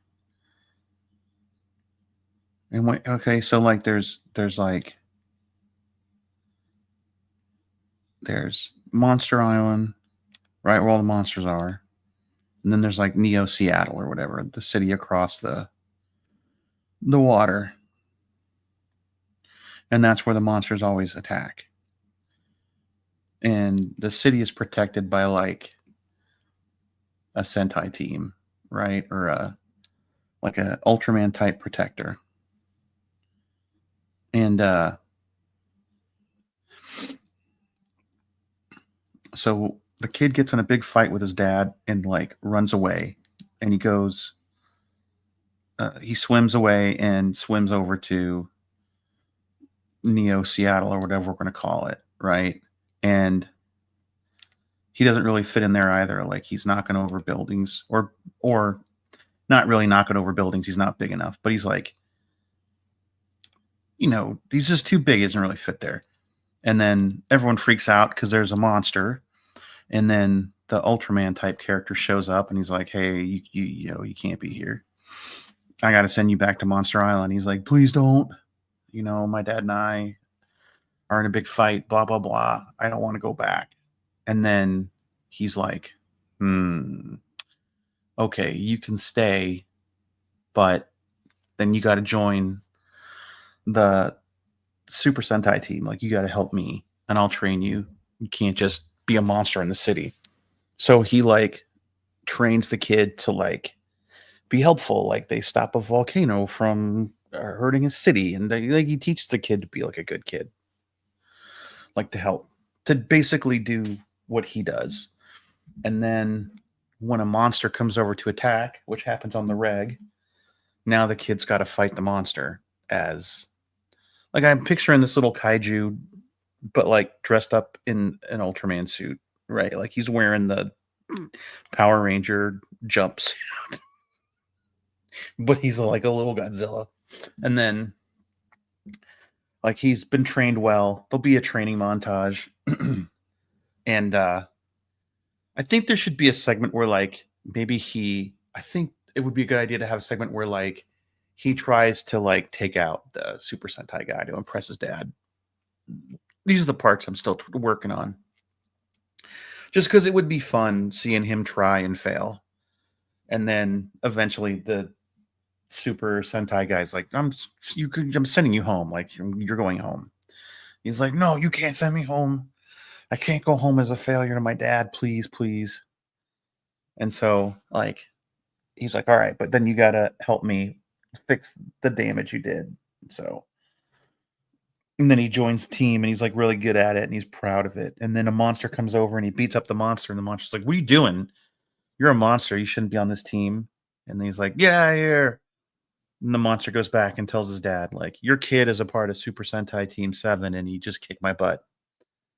And so then the dad goes over, and now the kid's faced with, does he betray his dad or betray his new mentor? Like, I think it would be kind of cool. I don't know. I think there's a lot of potential there for a lot of fun. But I want I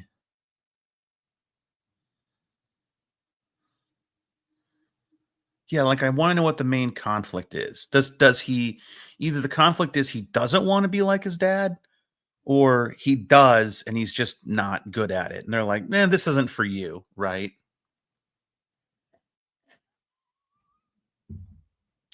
Come on, Dad, I want to dance.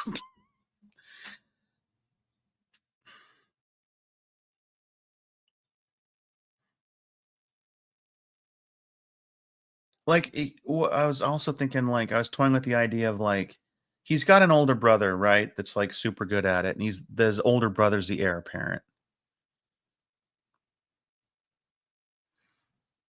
And he wants to be a monster too, but they're like, you're too small. You're kind of the runt. It's not for you. There's other things you can do. And so he goes like over to prove himself. And then maybe the monster that comes over that he defeats could be his older brother. That might be a good idea.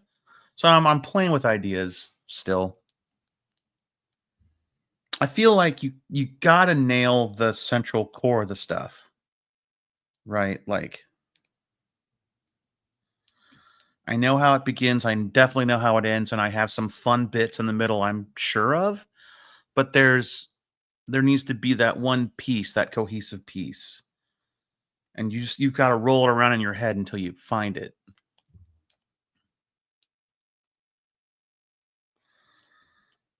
So there's a little insight into how these ideas germinate.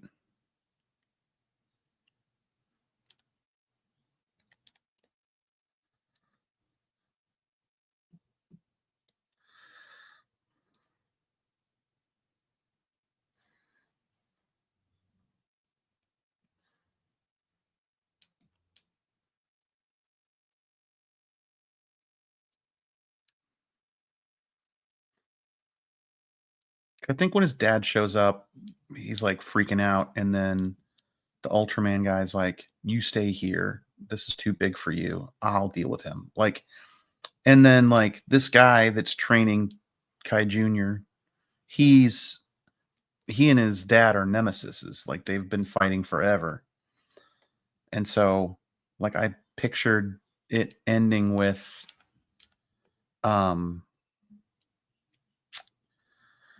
they get into a huge fight, right? Like, he's like, "Give me back my son." He's like, you should have appreciated him when you had him, and he works for me now. And he's like, "Oh, over my dead body." And then they get into a big fight.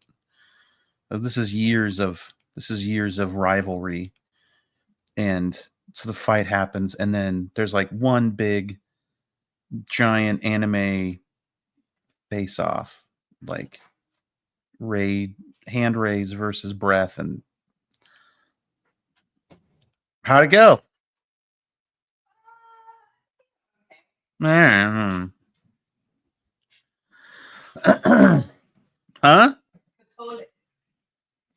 Catholic? Jesuits Catholic? Yeah. I should know that. Did you let them know you were also Catholic? I did. And what, you didn't tell them you converted though, did you? I did. Angela. Why? We don't like those. You're supposed to say, you should have just borrowed from me. You should have been like, "Oh yeah, I'm Catholic," but none of this Vatican II pussy shit. It's Mass in Latin. What is a trash can? I don't know. What the hell? All right. They're not looking to hire anybody until like the end of January. Why? I don't know, Scott. So you won't know anything for a while. She said I'll hear next week. She recorded the interview so she could show it to the president Of the United States? of the Jesuit College. Oh. He will, so he can watch the interviews and help her make a decision. So, you know, what excites you about working for a Catholic Jesuit college? I'm like, oh, Nothing. I did not prepare for that question. All the questions I've been preparing for, that was not one of them. So you're like, lady, I don't know any other way to say it. I love watching nuns have a good time. I mean, duh. But What did you say? you know, I couldn't even tell you. I was so flabbergasted by the question. I'm like, something about. John goes, "You have money and I need some." Right? Like, I can appreciate somebody saying to me, "Listen, I just need a job. Could you stop?"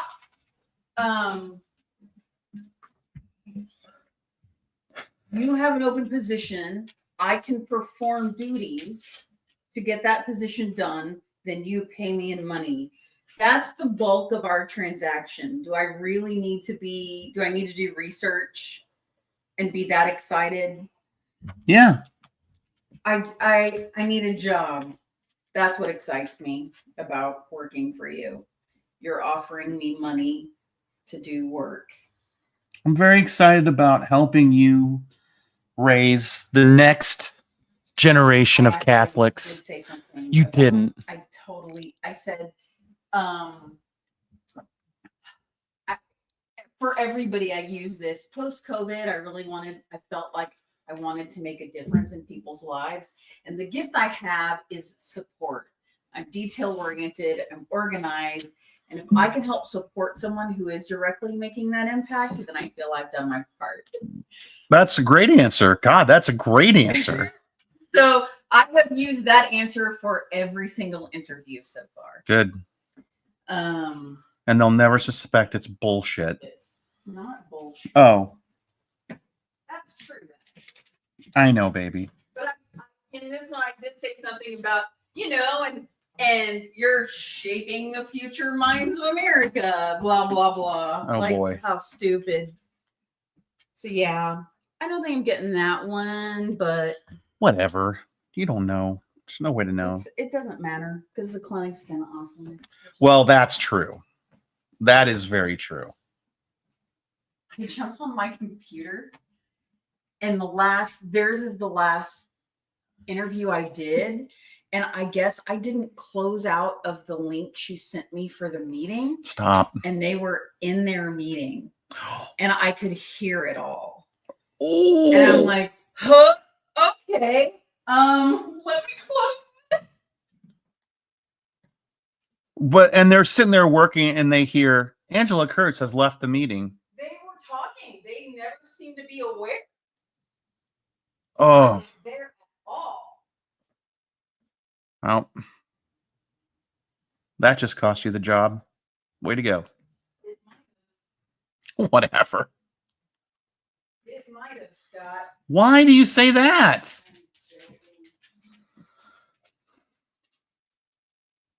Look at how happy Leonardo is, even though I haven't fed him for 24 hours. Like, that's Oh, wow. unusual. Those are happy. Those bubbles are. Those are happy bubbles? Those are happiness. Okay. That equals happiness. Being above this line is still happiness. Well, he's hungry. You better feed him some flour. Smells good. Does it? It does. Well, must be nice. Must be nice to have all five senses. What's that like? Well, it's not my fault. You're handicapped. You know, I am. I have a disability. Oh boy. All right. Okay, that's fine. You know, that said a lot of people that have disabilities. Yeah. Yeah, a lot of people, when they hear, oh, he has a disability, they go, okay. Yeah. Wow.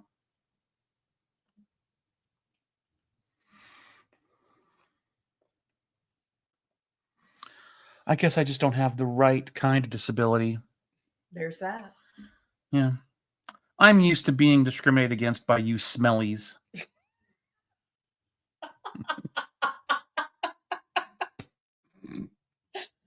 By you smellies. Yeah. Is that what we are? Yeah. I see. You smellies. Oh boy. All right. You fucking heathens and your scent merchants.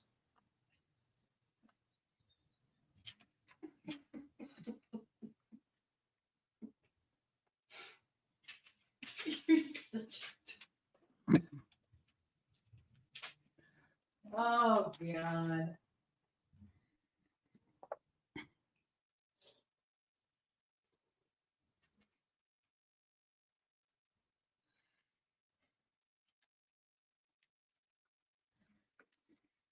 Yeah. Lucy. All right. Well, I'm gonna go downstairs and continue looking for a job. Okay, well, have fun. It's super fun. Is it? No, there's nothing fun about it. Nothing. I remember. I do. You remember? Yes. It was like 30 years ago or something. It was not for you? 30 years ago. It's 24. This is when I had my last day job.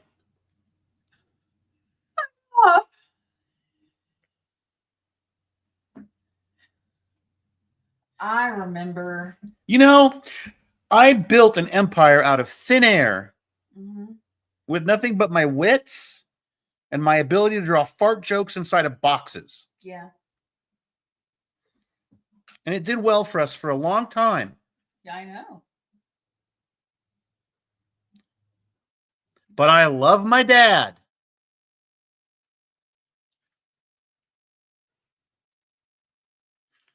I should have put him in a home. Immediately. These are things you have to let go of.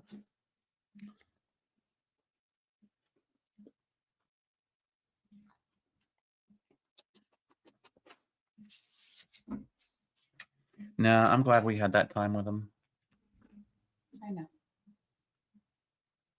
I guess. There was the day that he stole my breakfast and the day that he punched me. And the day he didn't stay in bed and fell naked. And went shacks up. But the day he woke up at 6 o'clock in the evening. Well, this is the first for me. Dad, you've had meatloaf before. Not for breakfast.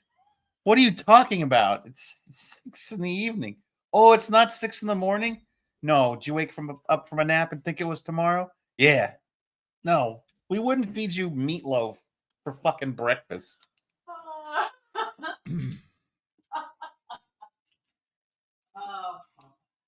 What are you doing? What? Why did you just come out of my bedroom? I was in there. For what? Was using the restroom? You came upstairs to use the master bathroom. Why? Because it's nicer? Yeah. That was my dad.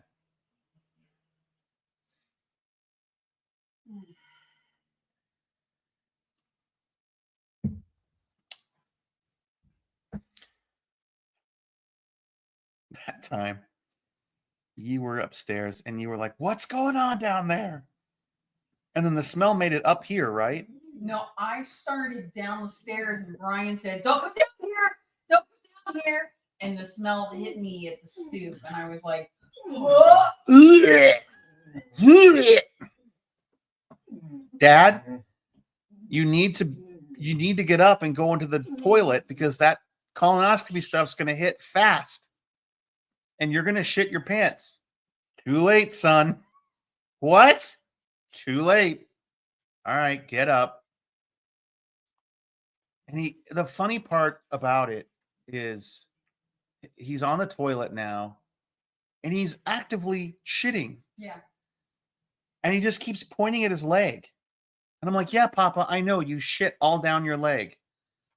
And he goes, and he's pointing at the shower. I'm like, no, when you're done, then we'll get in the shower. And that's all he cared about. Yeah. It was on his leg.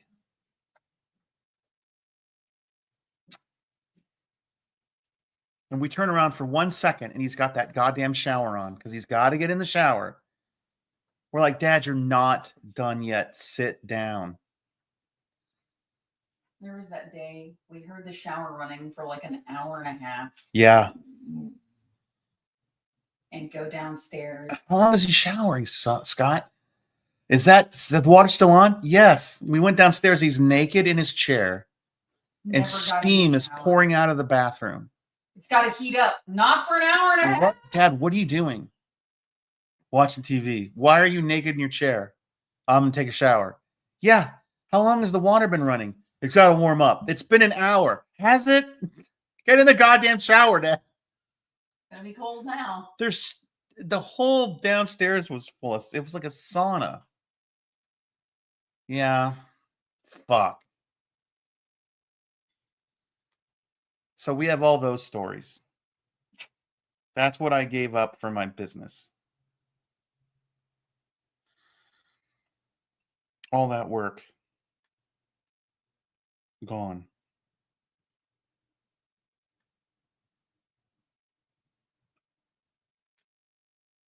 Not where your focus should be. I really fucked up. Would you stop? Well, what are you It's gonna do? not where your focus needs to be. Yeah. I need to finish this book so this cannot fly off the shelves too. All right. See, what am I doing? I'm not doing this with you. Yeah. Get your shit together. Yeah. Sorry. You literally have no time to feel sorry for yourself about this. I'm not. I don't. I really don't. I don't. I'm over it. Okay. I love you. I love you too. Go downstairs and start working on those next generation of Catholics. Oh, I don't do that till next week. Good Lord. The last institution we need to be helping is the Catholic Church. Stop it. I'm gonna take whatever job I can get. All right, Angie, if you want to go work for a bunch of pedos, you go for it. Then he's a president, not a priest. Oh.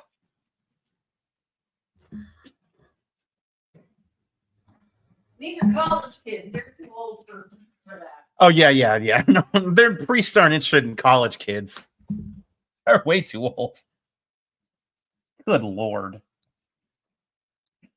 I love that movie Spotlight, but I've watched it way too many times. Okay, here we go. Love you. I love you. I love you. I love you.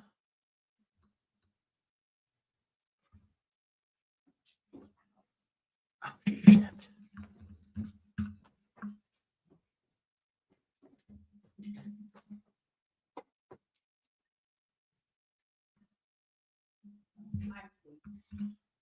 What? They keep putting our trash on the other side of the basketball net. Okay.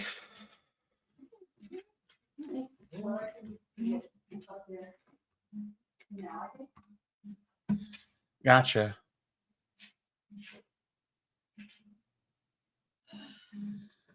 Yeah, those stories did make it into the Mort comics. You are not wrong, buddy.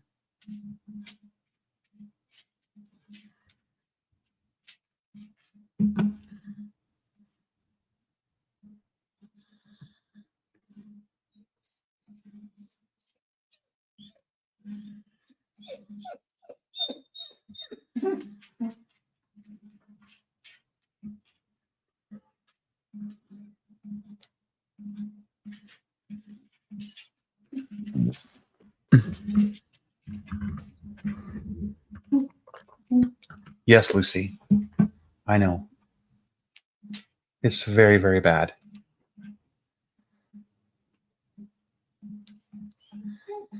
One of the two of us has gone out of your reach. I understand.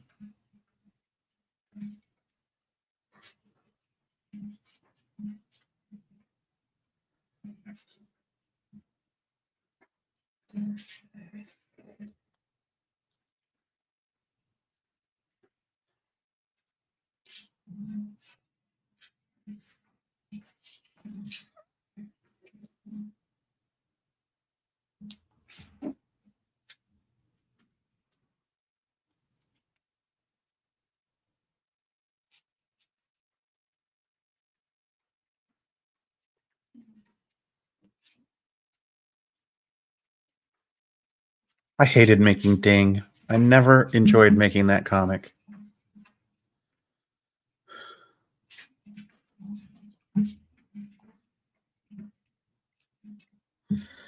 Never liked it.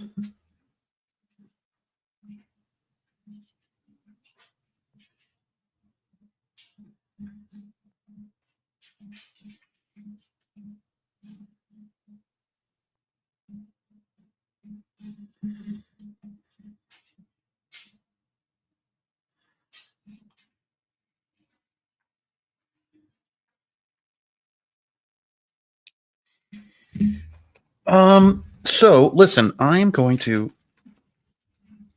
Oh, you have my DM screen? Oh man, I love that DM screen. CD, that thing is cool. I need to get that out there some more. I don't even know if I have any more of that available. I'd love to remake that screen and make it more Table Titans Club oriented for kids. I think that'd be a lot of fun. That's coming.